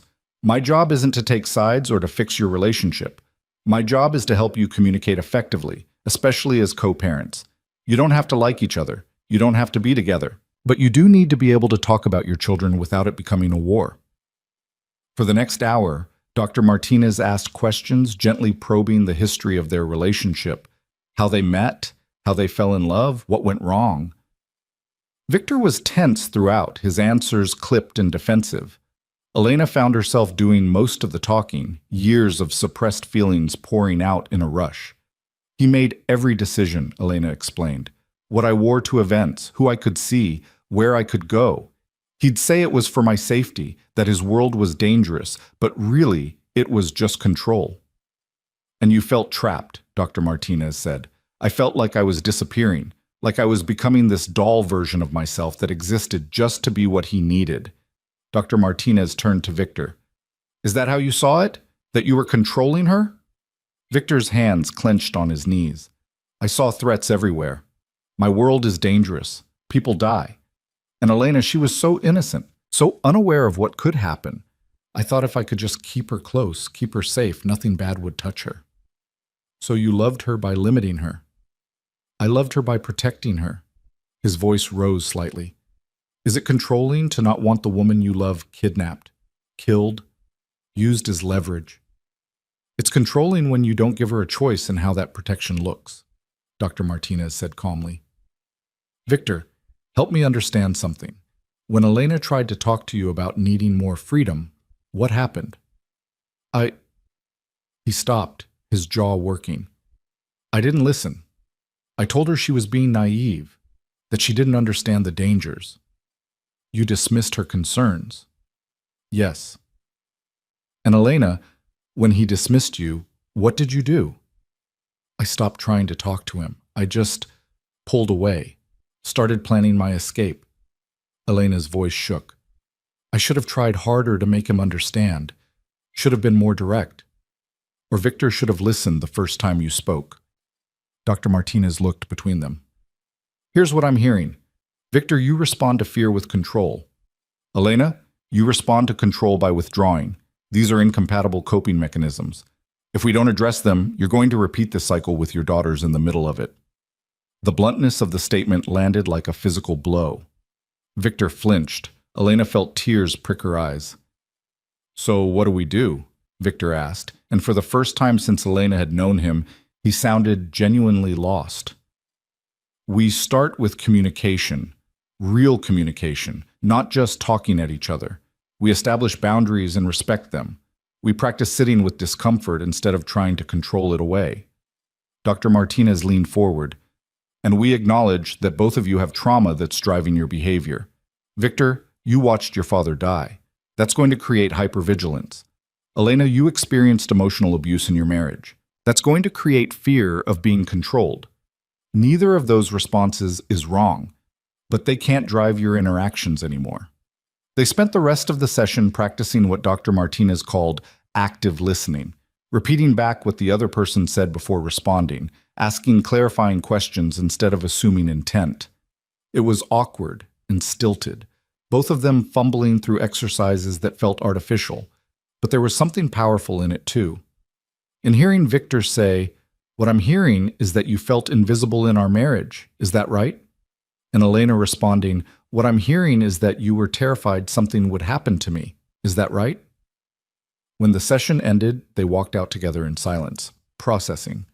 On the street, Victor's car was waiting, but he made no move toward it. "That was harder than I expected," he said finally. "Yeah." Elena pulled her coat tighter against the March wind. "But maybe useful?" "Maybe." He looked at her, and there was something raw in his expression. "I never thought about it that way, that I was dismissing you. In my head, I was just keeping you safe." "I know. But Victor, your intentions don't change the impact. I still felt suffocated." "I know. I'm starting to understand that." He shoved his hands in his pockets. "Can I drive you home?" "No agenda, just, I don't like you taking the subway in your condition." Elena almost said no on principle, but she was tired, her back ached, and the subway stairs seemed insurmountable suddenly. "Okay, but I'm choosing the music." The corner of his mouth ticked up. "Deal." In the car, Elena connected her phone and played the indie folk Victor had always hated, smiling slightly when he grimaced but didn't complain. They drove through Manhattan in companionable quiet, and for a moment, Elena could almost pretend they were just two people who'd loved each other once, instead of two people trying to figure out how to not destroy each other now. "I have a business dinner Friday," Victor said as they crossed into Brooklyn. "It's important. Potential partners from overseas. I know this is asking a lot, but would you consider coming? As my guest, not as an obligation. You can leave whenever you want. No pressure."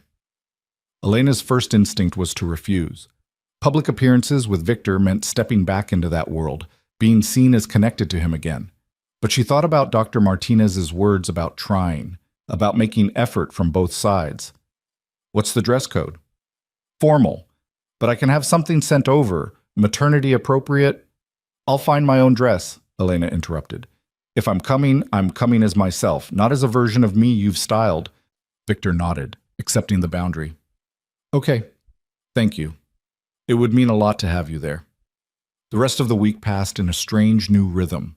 Victor called every evening, not to demand or control, but just to check in, to ask about her day, to share small details about his. They were learning each other again, carefully, like people who'd been burned touching fire to see if it was still hot. Elena spent her days nesting, slowly making the townhouse feel like hers. She hung her own artwork, rearranged furniture, filled the kitchen with her favorite teas. The guards rotated shifts outside, and she learned their names, started to see them as people rather than symbols of her captivity. Dominic had a daughter in college. Paolo was getting married in the summer. They were just men doing a job, and that job happened to be keeping her alive. Dr. Chen visited for a home check, monitoring Elena's blood pressure and the baby's growth. Everything was progressing well, but the warnings about bed rest persisted. "You need to slow down," Dr. Chen said firmly. "I know you're trying to nest, but your body needs rest more than it needs a perfectly organized nursery." Friday arrived too quickly. Elena spent the afternoon getting ready, struggling into a black maternity gown she'd found at a boutique in Park Slope. It was elegant without being flashy, fitted enough to show she was pregnant but not so tight that she felt exposed. She did her own hair and makeup, asserting control over the small things she could control.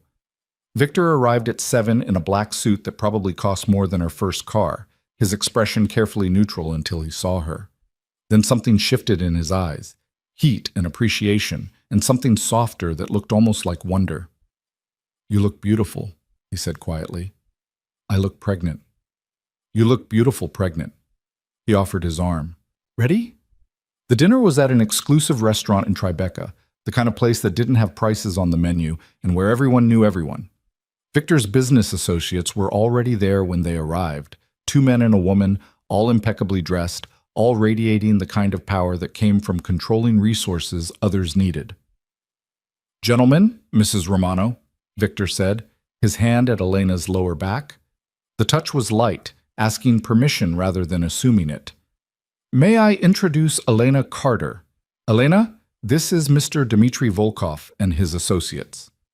Elena shook hands, smiling politely while her mind raced. Volkov. She knew that name.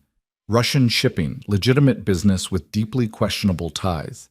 The kind of people Victor did business with when he was expanding his empire into territories that made even his usual operations look tame. The dinner conversation flowed around her in multiple languages: English, Italian, Russian. Elena ate slowly, watching the dynamics, the careful dance of negotiation disguised as friendly conversation. Victor was masterful at it, charming and ruthless in turns, making promises that sounded casual but carried the weight of contracts. At one point, Volkov's female associate, a sharp-eyed woman named Irina, leaned toward Elena. "It's unusual for Mr. Romano to bring anyone to business dinners. You must be very special." "I'm the mother of his children," Elena said evenly. "I imagine that makes me notable, if not special." Irina laughed, a genuine sound. "I like her, Victor. She has spine." "Yes," Victor said, his eyes meeting Elena's across the table. "She does." The evening stretched on, courses appearing and disappearing, wine flowing for everyone but Elena. She was starting to feel tired, her back aching from the chair, when suddenly the conversation at the table shifted. Volkov said something in Russian, his tone sharp. Victor's entire demeanor changed, his body tensing, his expression going cold and dangerous. "That's not acceptable," Victor said in English, his voice like ice. "We had an agreement." "Agreements change," Volkov replied, switching to English as well. "The market has shifted. The terms need to shift with it." Elena felt the temperature in the room drop. Around them, other diners continued their meals, oblivious to the confrontation brewing. But the 2 bodyguards who'd been standing near the entrance suddenly moved closer, alert. "The terms were set," Victor said. "You don't get to renegotiate after I've already committed resources." "Then uncommit them." Volkov's smile was sharp. "Or accept the new reality. Your choice, Romano." The tension was a living thing, pressing down on everyone at the table. Elena's heart raced. This was Victor's world, where business dinners could turn into threats, where control and power were constantly being tested. She wanted to leave, to get away from this, but moving now would show weakness. And weakness, she'd learned, was dangerous in this world. Victor's phone buzzed. He glanced at it, and Elena saw his expression shift from cold anger to something else, something that looked like alarm. "Excuse me," he said, standing. "I need to take this."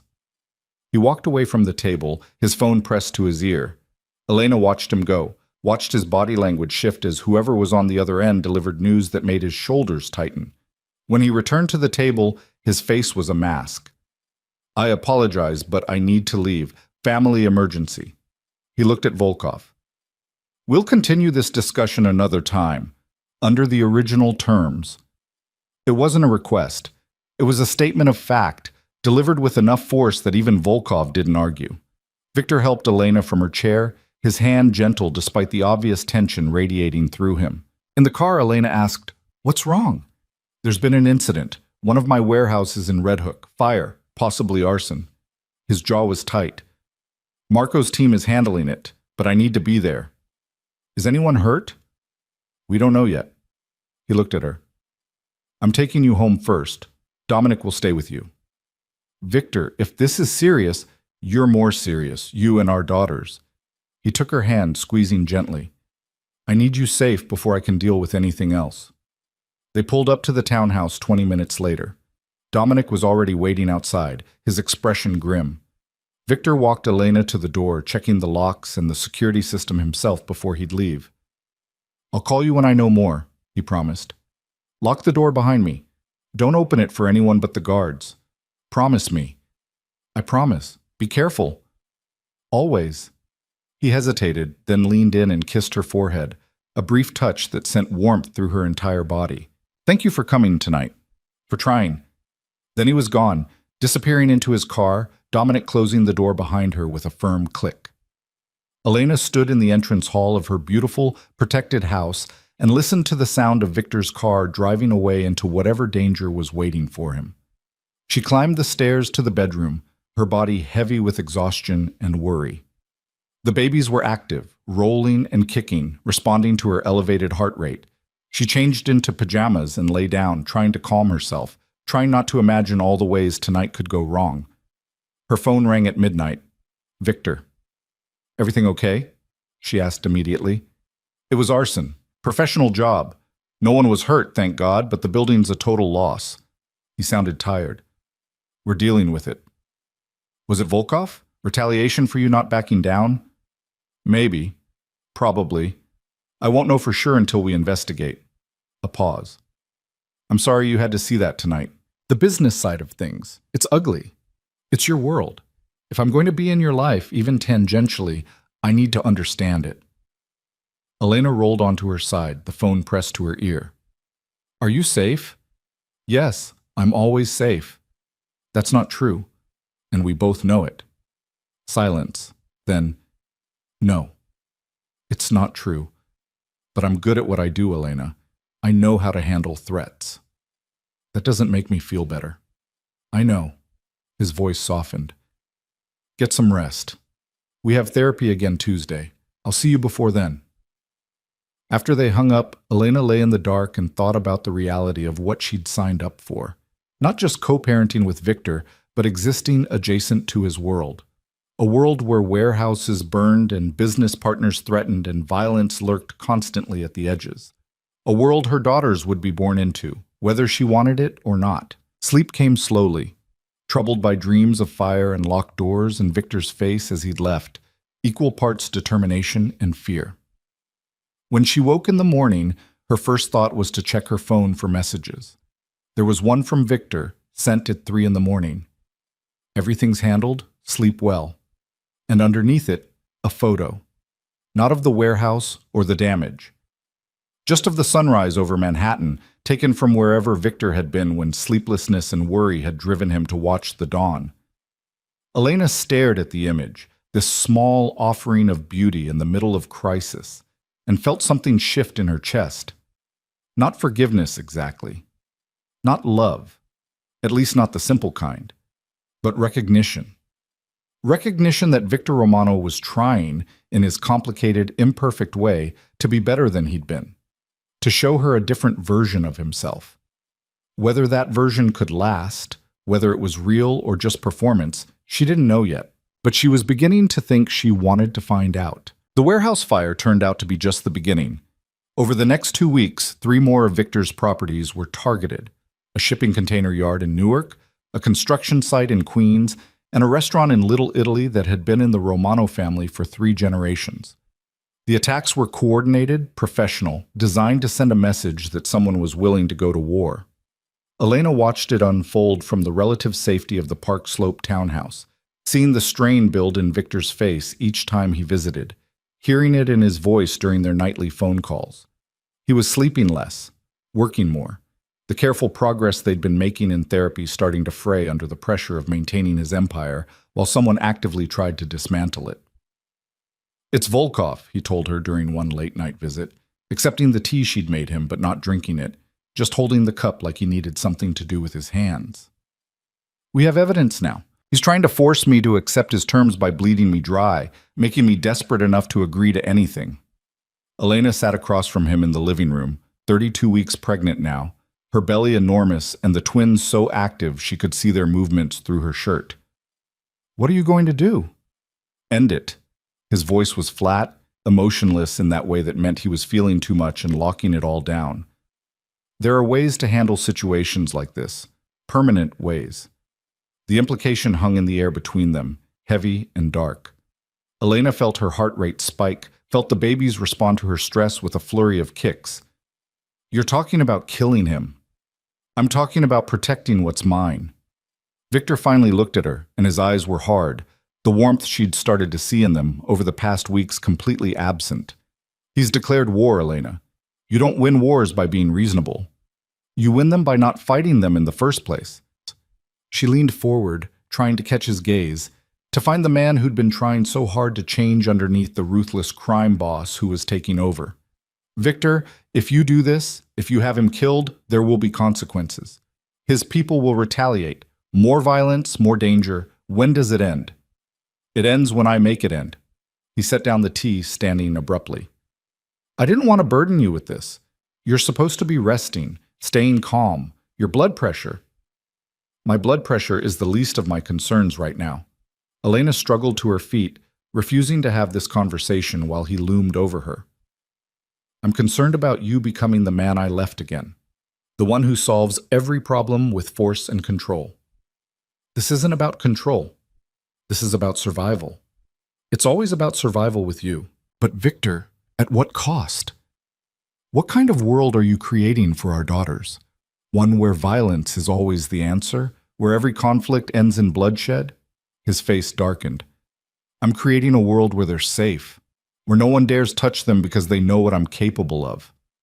You're creating a world where they grow up afraid, where they learn that love means dominance and protection means possession. Elena's voice cracked.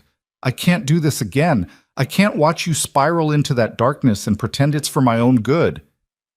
Then don't watch. The words came out harsh, sharp enough to cut. I never asked you to be part of this side of my life. I've tried to keep you separate, to protect you from the ugly reality of what I do.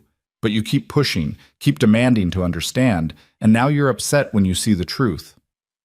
The truth is that you're choosing violence when there are other options. You could walk away from the deal with Volkov. You could absorb the losses. I could show weakness and watch my entire organization crumble. Victor's voice rose, frustration and exhaustion bleeding through his control. You don't understand how this works, Elena. In my world, weakness is death. If I let Volkov get away with this, every other enemy I have will see an opening. They'll come after me, after my family, after you and our daughters. The only way to stop it is to make an example so brutal that no one ever tries this again. Elena felt tears burning in her eyes, felt the familiar suffocation of being told she didn't understand, that her concerns were naive, that Victor knew best. It was the same pattern as before, dressed up in different words but fundamentally unchanged. I can't be with someone who solves problems by killing people. Then it's good we're not together. The words were meant to hurt, and they did.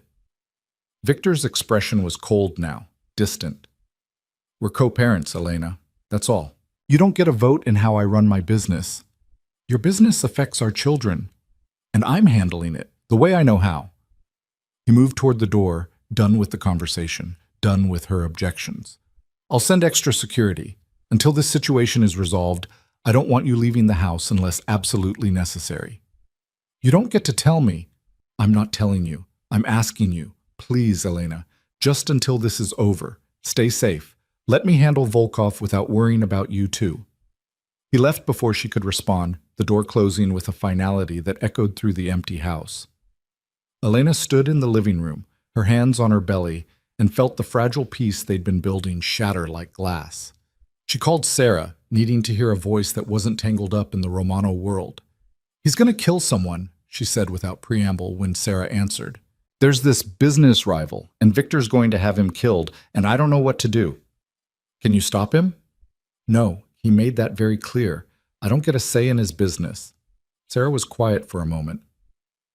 Elena, I'm going to say something you're not going to want to hear. You knew who Victor was when you got involved with him. You knew his family business wasn't legitimate. You can't expect him to suddenly become someone else just because you're having his children. I'm not asking him to become someone else. I'm asking him not to commit murder. In his world, that might be the same thing. Sarah's voice was gentle but firm. I'm not saying it's right. I'm saying you have to decide if you can accept the reality of who he is, not who you want him to be, who he actually is. After they hung up, Elena lay on the couch and stared at the ceiling, feeling her daughters move inside her and wondering what she'd done. She'd thought Victor could change, thought therapy and boundaries and honest communication could reshape him into someone who could exist in her world. But maybe Sarah was right. Maybe you couldn't separate Victor Romano from the violence that had made him, that sustained him, that defined him. The next morning, Dr. Chen made an emergency house call after Elena's home blood pressure monitor flagged concerning numbers. She took readings, checked the baby's heartbeats, and delivered the verdict Elena had been dreading. Bed rest. Immediately. Dr. Chen's voice left no room for argument. Your blood pressure is dangerously high. If it doesn't come down, we're looking at preeclampsia, possible early delivery. These babies need more time to develop. That means you need to rest. Complete rest. No stress, no excitement, nothing that elevates your heart rate. I'm 32 weeks. If they came now, they'd likely survive, but they'd face complications, lung development, feeding issues, possible long-term effects. Every week they stay inside is crucial. Dr. Chen packed up her equipment. I'm serious about the bed rest, Elena. Couch or bed, that's it. I'll arrange for a visiting nurse to check on you daily, and you need to tell Mr. Romano. He needs to understand how serious this is. Elena called Victor after Dr. Chen left, reaching his voicemail. It's me, I'm on bed rest. Doctor's orders. The babies need to stay in longer and my blood pressure is too high. I thought you should know. He called back within minutes. The ice from last night's argument completely gone from his voice, replaced by barely controlled panic. What happened? Are you okay? Are the babies? We're fine. For now. But I can't do anything that causes stress or elevates my heart rate. She paused, letting the implications sink in. That includes arguments about your business decisions. Silence. Then, I'm coming over. Victor, you don't have to. I'm coming over. Don't argue with me. It's bad for your blood pressure. 20 minutes later, he was at her door with Marco and another man she didn't recognize, both of them carrying equipment. This is David, Victor explained as they set up in her living room. He's a nurse, former Army medic. He's going to be staying here, monitoring you and the babies until they're born. I don't need a live-in nurse. Dr. Chen said you need daily monitoring. This is daily monitoring. Victor's tone was calm but absolute. David will have the guest room. He's trained in emergency childbirth, just in case. He's also trained in security protocols. 2 birds, 1 stone. Elena wanted to argue, wanted to assert her independence, but she was too tired and too scared. The truth was, having someone medically trained in the house did make her feel safer, and David seemed nice enough, professional and quiet, promising to stay out of her way unless she needed him. After Marco and David retreated to set up the monitoring equipment, Victor sat on the edge of the couch where Elena was propped up with pillows. I'm sorry, he said quietly. About last night, about putting you in a position where you had to worry about my decisions. Are you still going to do it? Kill Volkov? I'm going to handle the situation. He wouldn't meet her eyes. But I'm going to try to do it in a way that doesn't involve anyone dying. There are other options: financial pressure, legal complications, strategic partnerships that cut him out. I'm exploring all of them. Because I asked you to? Because you're right. He finally looked at her, and the vulnerability in his expression was startling. I was falling back into old patterns, solving problems the way my uncle taught me to solve them, with force and fear. But that's not who I want to be anymore. Not for you, and especially not for them. His hand moved to her belly, resting gently on the curve where their daughters grew. Elena covered his hand with hers. I know this is hard for you. I know going against your instincts feels like weakness. But Victor, there's strength in restraint, in choosing the harder path because it's the right one. I'm trying to believe that. His thumb traced small circles on her belly. How are they? The babies? Active, especially at night. I think they're training for a career in kickboxing. She smiled slightly. Dr. Chen says they're healthy, just need more time to develop. Every day counts at this point. Then we'll get you every day possible. Victor stood, his expression shifting into problem-solving mode. I'm having meals delivered, prepared by a nutritionist who specializes in high-risk pregnancies. David will monitor your vitals 3 times a day. I've arranged for a massage therapist who's trained in prenatal care to come twice a week. It'll help with circulation and stress. And, Victor, stop. Elena held up a hand. This is you trying to control everything again. This is me trying to take care of you. It's both, and I need you to understand the difference. She softened her voice. I appreciate the help. I do, but I need to feel like I have some say in my own care. Can we compromise? You suggest things, and I decide which ones I want. He looked pained, but nodded. Okay. Yes, I can do that. Good. Then here's what I want. The nutritionist meals sound great. The massage therapist too. But I want to choose when David checks my vitals, not have it on a rigid schedule. And I want you to visit, but not hover. Does that work? That works. He pulled out his phone, making notes. I'll arrange everything. And Elena, thank you. For what? For still believing I can do this. Be better. He looked at her with such raw honesty that it made her chest ache. Half the time I don't believe it myself. But when you look at me like you're looking at me right now, like I'm worth the effort, it makes me want to try harder. Over the next week, they fell into a new routine. Elena spent her days on the couch or in bed, reading baby books and trying not to think about all the things she should be doing to prepare. David was a quiet, reassuring presence, checking her blood pressure and the baby's heartbeats without making it feel intrusive. Victor visited every evening, bringing dinner and staying to talk about everything except his ongoing war with Volkov.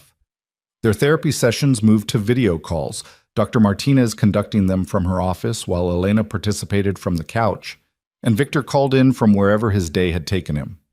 They worked on communication, on recognizing when old patterns were emerging, on finding ways to support each other that didn't involve control or withdrawal. I'm proud of both of you, Dr. Martinez said during their 3rd virtual session. The progress you've made in such a short time is remarkable. Victor, you're learning to ask instead of demand. Elena, you're learning to express your needs before resentment builds. These are crucial skills for co-parenting. It doesn't always feel like progress, Elena admitted. Sometimes it feels like we're just barely keeping it together. That's because you are, Dr. Martinez said with a smile. Change is messy and hard and uncomfortable, but you're doing it. That's what matters. That night, Victor stayed later than usual, sitting in the armchair near the couch and just being present while Elena half-watched a movie on TV. Around 10, she felt a sharp pain across her abdomen, different from the normal aches and twinges. She gasped, her hand flying to her belly. Victor was on his feet instantly. What's wrong? I don't know. It hurt. It's probably nothing, just another pain, sharper this time, taking her breath away. David! Victor's voice carried through the house. The nurse appeared within seconds, his expression calm but focused. Describe the pain, David said, already pulling out his blood pressure cuff and fetal monitor. Sharp. Across my whole belly, comes and goes. Elena tried to breathe through the fear. It's too early. They can't come yet. David worked quickly, his hands gentle as he positioned the monitors. Your blood pressure is elevated.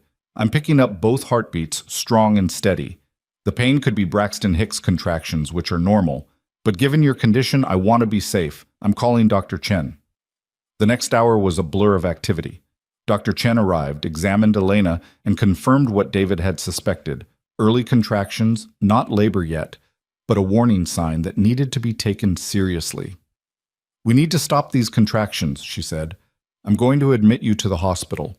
We'll give you medications to slow them down, monitor you closely. If we're lucky, we can buy you a few more weeks. And if we're not lucky? Victor's voice was tight with fear. Then we deliver early and deal with the complications. Dr. Chen's voice was kind but honest. But let's focus on the optimistic scenario. Elena's young and healthy. The babies are good sizes for their gestational age. We have excellent NICU facilities if needed. This is serious, but it's manageable. The ambulance ride to Mount Sinai felt surreal.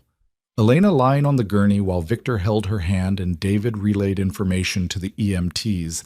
At the hospital, they were whisked into a private room. machines and monitors appearing around her, nurses moving with efficient purpose. "I'm scared," Elena whispered to Victor while the medical team worked. "I know, me too." He pressed his lips to her knuckles, his hand trembling slightly. "But you're strong. They're strong. We're going to get through this." The medications worked. Over the next 6 hours, the contractions slowed and finally stopped. Elena's blood pressure stabilized. The crisis passed, leaving exhaustion and relief in its wake. Dr. Chen ordered Elena to stay in the hospital for observation, minimum 48 hours, possibly longer depending on how she responded. Victor refused to leave. He pulled strings, called in favors, made arrangements, until the hospital allowed him to stay in Elena's room despite visiting hours, setting up camp in the uncomfortable chair beside her bed. Marco brought him changes of clothes and his laptop. He conducted business from his phone, speaking in low tones while Elena drifted in and out of medication-induced sleep. On the second day, Elena woke to find Victor asleep in the chair, his head tilted at an angle that would leave his neck aching, his hand still holding hers even in sleep. He looked younger like this, vulnerable, the lines of stress and control smoothed away. She studied him, this complicated man who loved so fiercely and so destructively, and felt something shift in her heart. She'd spent so long being angry at him, afraid of him, fighting against what he represented. But looking at him now, keeping vigil beside her hospital bed, refusing to leave despite the empire that needed his attention, she saw something else. Saw the man he was trying to become, imperfect and struggling, but genuinely trying. Victor stirred, his eyes opening and immediately finding hers. "You're awake. How do you feel?" "Tired. Sore. But okay." She squeezed his hand. "You look terrible. When was the last time you slept more than an hour?" "I'm fine." "You're exhausted. Victor, you can't help me if you collapse." "I'm not leaving you." "I'm not asking you to leave. I'm asking you to take care of yourself." She gestured to the small couch against the wall. "Lie down. Actually sleep. I'll be here when you wake up." He looked like he wanted to argue, but exhaustion won. He moved to the couch, and within minutes his breathing evened out into real sleep. Elena watched him for a while, then turned her attention to the monitors beside her bed, watching the readouts of 2 tiny heartbeats, strong and steady. "Your father is trying," she whispered to her daughters.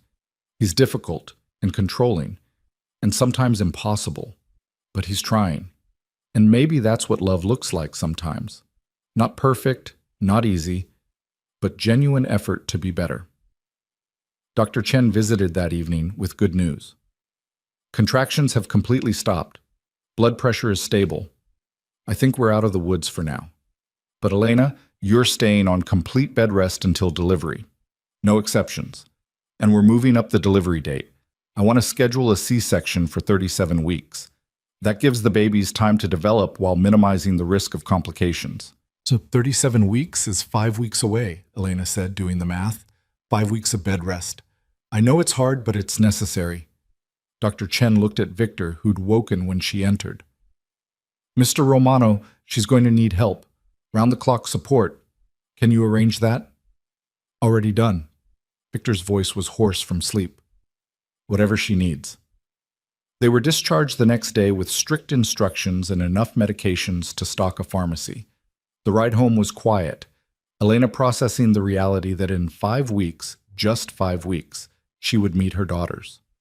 The townhouse felt different when they arrived, both safer and more confining. Her world was narrowing to these rooms, this couch, this bed. Victor helped her get settled, moving around the space with surprising gentleness. "I'm staying tonight," he said, not asking.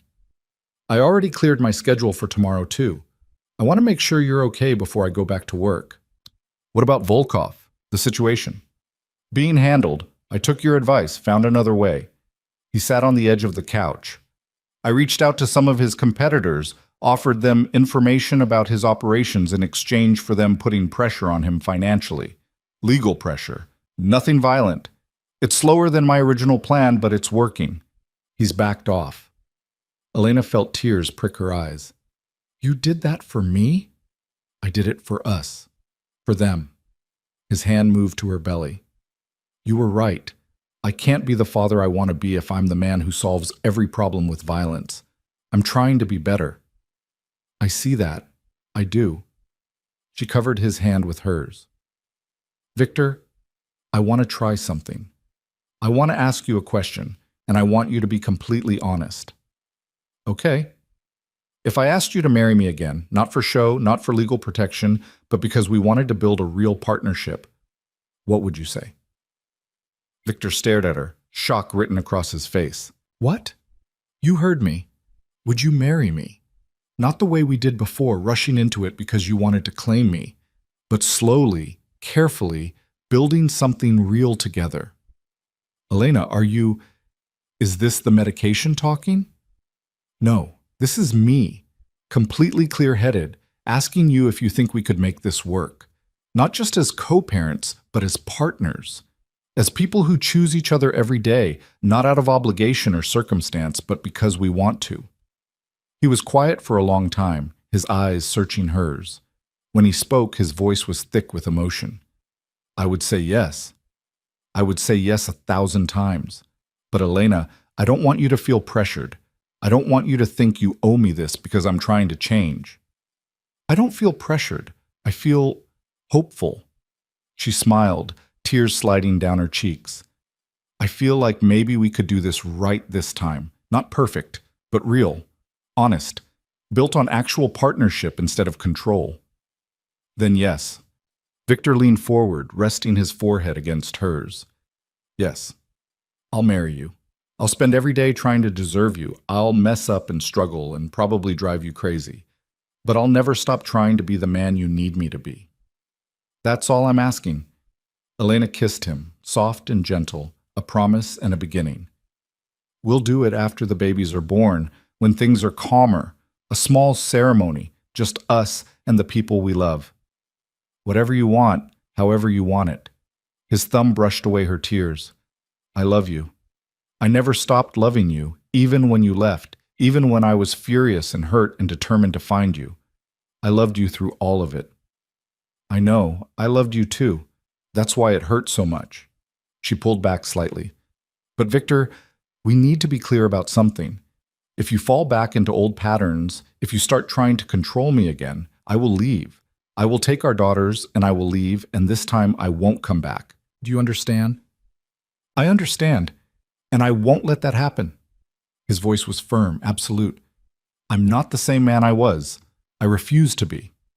They sat together on the couch, planning a future that felt both impossible and inevitable, until Elena's exhaustion pulled her toward sleep. Victor helped her to bed, tucking her in with a tenderness that made her chest ache, and settled into the chair beside her to keep watch. As Elena drifted off, she felt her daughters moving inside her, these two lives that had brought her and Victor back together, that had forced them both to become better versions of themselves. In 5 weeks, everything would change again. But for now, in this quiet moment, Elena let herself believe in possibility. Believe that love could be rebuilt, that people could change, that two broken people could create something whole together. It was a fragile belief, but it was hers, and she held on to it with both hands as sleep claimed her, Victor's steady presence beside her, and 5 weeks of waiting stretching out before them like a promise. The 5 weeks passed in a strange suspension of time, each day blending into the next in a rhythm of bed rest and monitoring, of Victor's evening visits and Sarah's video calls, of feeling her daughters grow stronger inside her while the world outside continued its chaotic spin. Elena read every parenting book she could find, watched countless hours of terrible television, and learned to accept help without feeling like she was surrendering her independence. Victor kept his promise. He didn't hover, didn't try to control every aspect of her care, but he was present in ways that mattered. He brought her favorite foods, sat with her through the long afternoons, and talked about everything from baby names to the business he was slowly, deliberately reforming. The violence that had defined his world for so long was being replaced with strategy, with partnerships built on mutual benefit rather than fear. It wasn't a complete transformation. Victor Romano would never be a legitimate businessman in the traditional sense, but it was progress. Real, measurable progress. Their therapy sessions continued, Dr. Martinez helping them navigate the complicated terrain of rebuilding trust while preparing for parenthood. They practiced difficult conversations, learned to recognize each other's triggers, and slowly constructed a framework for their relationship that felt sustainable. Not perfect, but possible. "I want to ask you something," Elena said one evening when Victor was reading beside her on the couch, his hand resting absently on her belly where the babies kicked and rolled. They were 36 weeks now, just days away from the scheduled C-section, and Elena felt enormous, uncomfortable, and strangely peaceful all at once. "Anything," Victor said, setting down his book. "After we get married, after the dust settles and we figure out how to be parents, what do you want our life to look like? Not what you think I want to hear. What you actually want." Victor was quiet, considering the question with the seriousness it deserved. "I want Sunday mornings," he said finally. "I want to wake up next to you and make breakfast while our daughters play in the garden. I want normal things, domestic things, the kind of life I never thought I could have." He paused. "But I also want to be honest. I can't walk away from the family business completely. It's not just what I do. It's who I am, how I was raised. The best I can offer is boundaries. Work stays at work.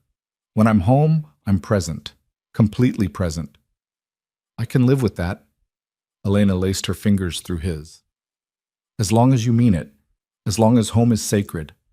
It will be, I swear it."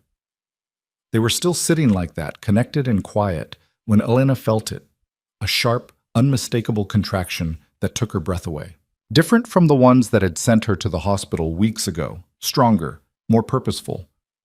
"Victor," she managed, "I think it's time." His eyes went wide. "But the C-section is scheduled for Thursday. It's only Tuesday. Tell that to your daughters."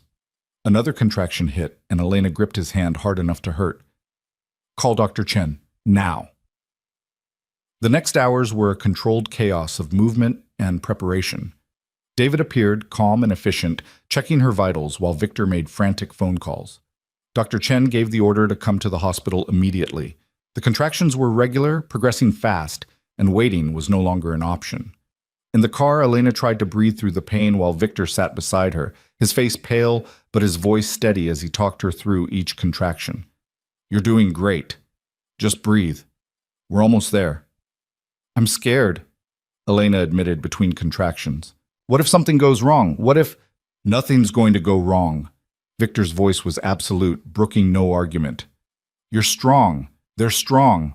We're going to meet our daughters tonight, and everything is going to be fine." At the hospital, they were rushed into pre-op, nurses and doctors moving around Elena with practiced efficiency. Dr. Chen appeared, already in scrubs, her expression focused but reassuring. "Everything looks good. Baby's heart rates are strong. Your vitals are stable. We're going to do this exactly as planned, just a little ahead of schedule." "Can he be there?" Elena asked, gesturing to Victor. "During the surgery?" "Of course, we'll get him suited up." Dr. Chen squeezed Elena's hand. "You ready to become a mother?" Elena nodded, too overwhelmed to speak. This was happening. After 9 months of fear and planning, of running and returning, of breaking and rebuilding, she was about to meet the two lives that had changed everything. The operating room was bright and cold, the surgical team moving with choreographed precision. Victor stood beside Elena's head, holding her hand, his eyes never leaving her face even as the doctors worked behind the blue surgical drape. She could feel pulling, pressure, strange sensations that her mind couldn't quite process through the epidural. Then, suddenly, a cry. High and outraged, the sound of a baby taking her first breath. "First one's here," Dr. Chen announced.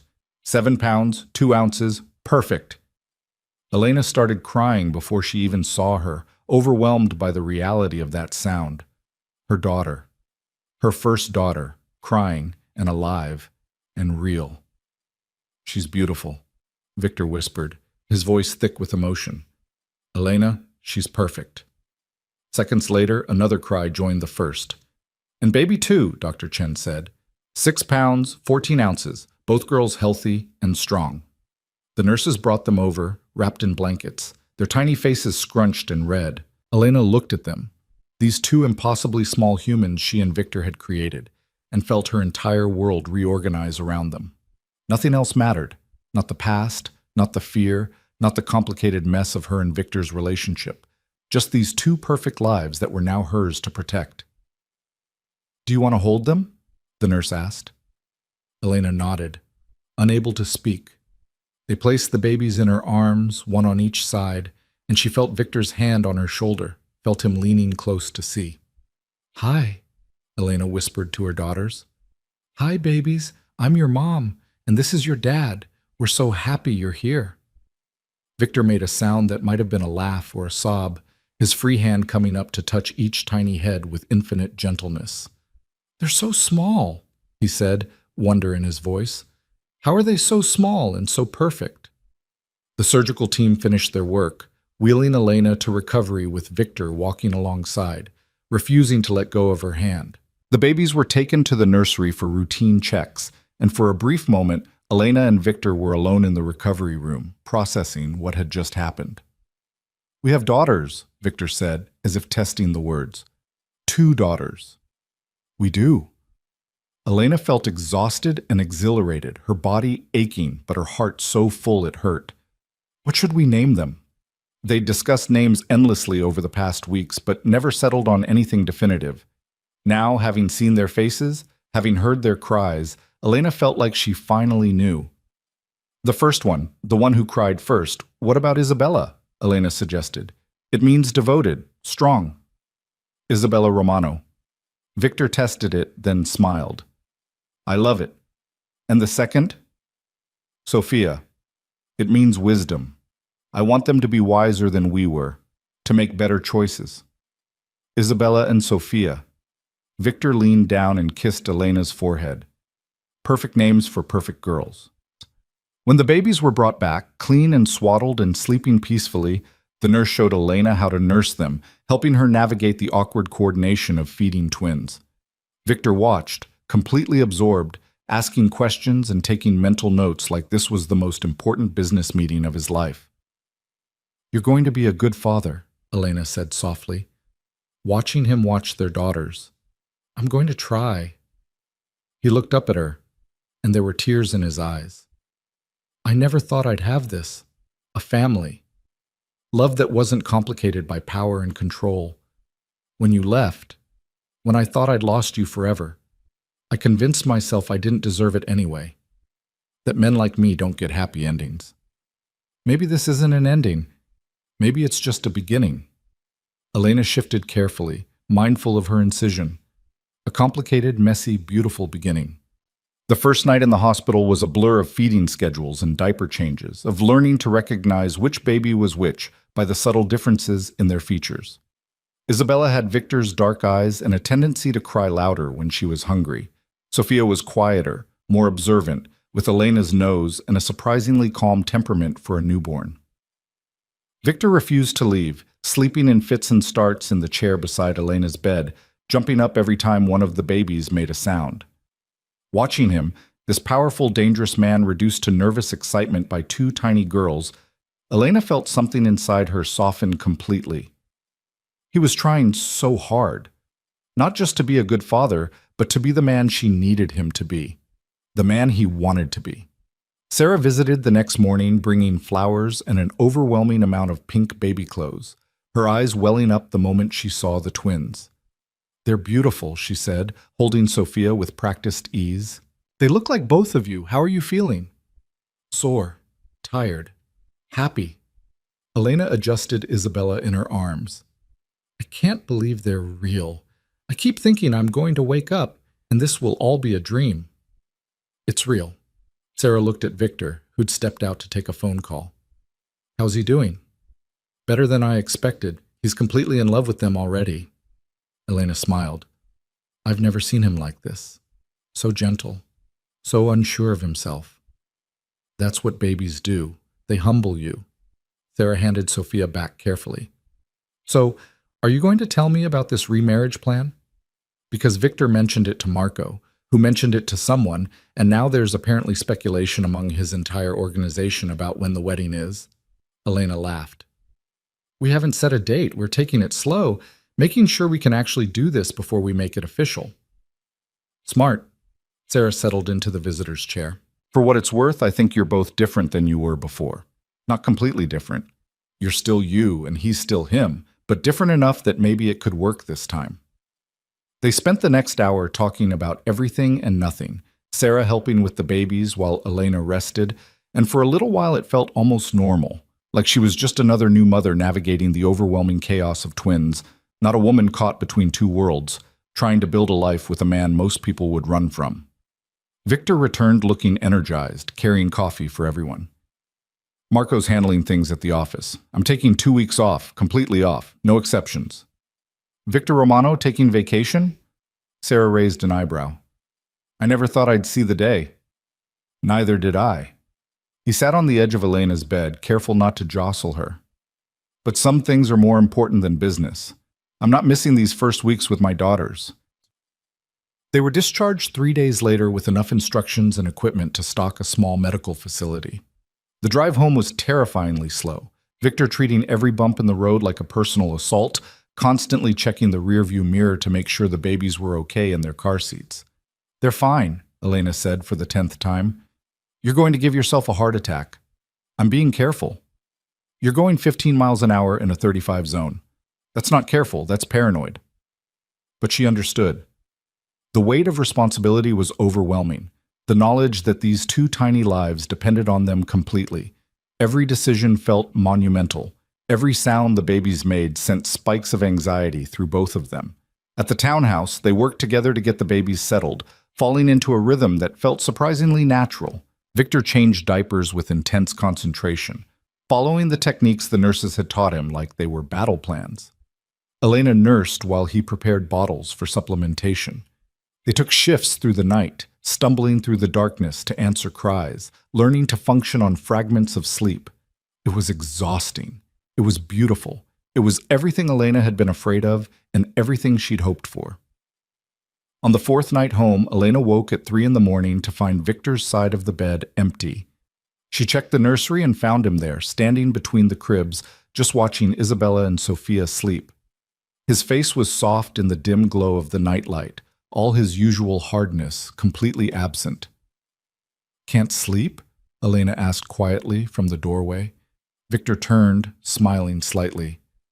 I keep thinking they're going to disappear, that this is too good to be real. They're real. We're real.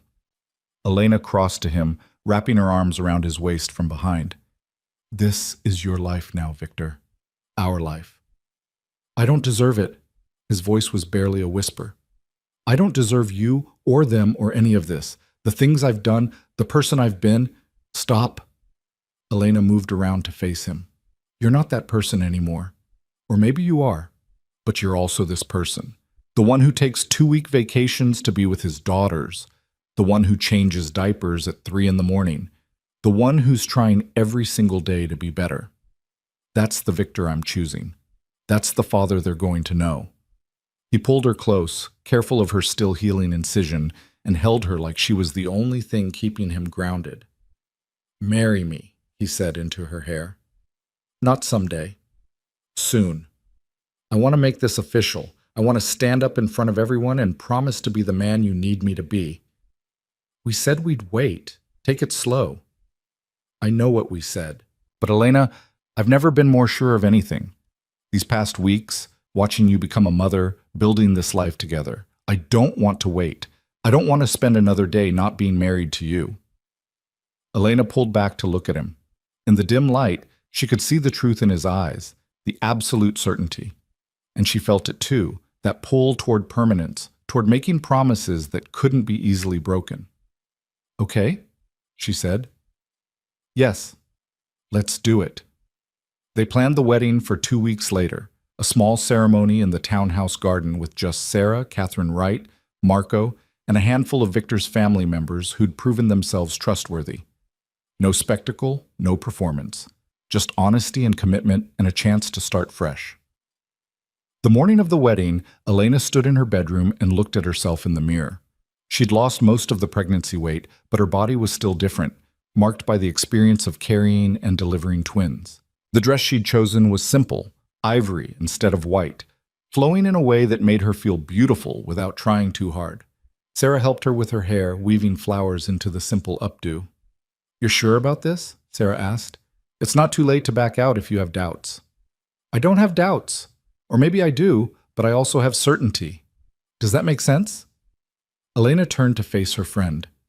I know Victor isn't perfect. I know he's going to struggle with his instincts to control things. But I also know he loves me, really loves me. And he loves our daughters. That's worth fighting for. Then I'm happy for you.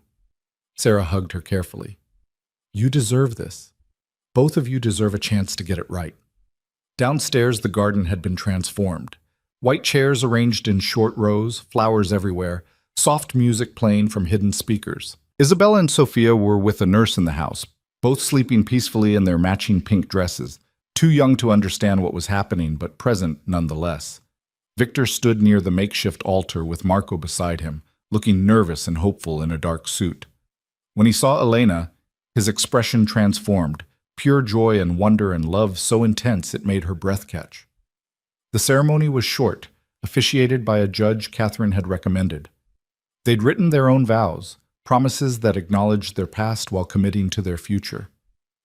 I promise to listen, Victor said, his voice steady despite the emotion in his eyes. To value your voice, your choices, your autonomy. I promise to love you without trying to possess you, to protect you without imprisoning you, to be your partner, not your keeper. He paused, swallowing hard. And I promise to fail sometimes, because I'm human and flawed. But I also promise to keep trying, every single day, for as long as you'll have me. Elena felt tears streaming down her face. I promise to trust you, she said. To believe in your ability to change, to grow. I promise to tell you when I'm scared instead of running, to fight for us instead of against you. She smiled through the tears. I promise to remember that love isn't about perfection. It's about choosing each other, even when it's hard. Especially when it's hard. They exchanged rings, simple bands that felt weighted with meaning. And when the judge pronounced them married, Victor kissed her with a tenderness that made the small gathering of witnesses collectively sigh. The reception was equally simple. Champagne and cake in the garden, toasts from Sarah and Marco that were heartfelt and slightly embarrassing. Catherine gave a brief speech about the legal significance of marriage in their custody arrangement, making everyone laugh when she ended with, "And now you two can stop making my job so complicated." As the sun set and their guests mingled, Victor pulled Elena aside to the quiet corner of the garden where the roses grew wild against the back fence. "Thank you," he said, holding both her hands. "For what?" "For giving me another chance, for believing I could be better, for bringing our daughters into the world and making me a father." He touched her face gently. "For not giving up on me even when I'd given up on myself." "We saved each other," Elena said simply. "You showed me I could be strong enough to demand what I needed. I showed you that love doesn't have to be controlling to be real. We're better together than we were apart." A cry from the house interrupted them. Isabella, probably, with her impressive lung capacity.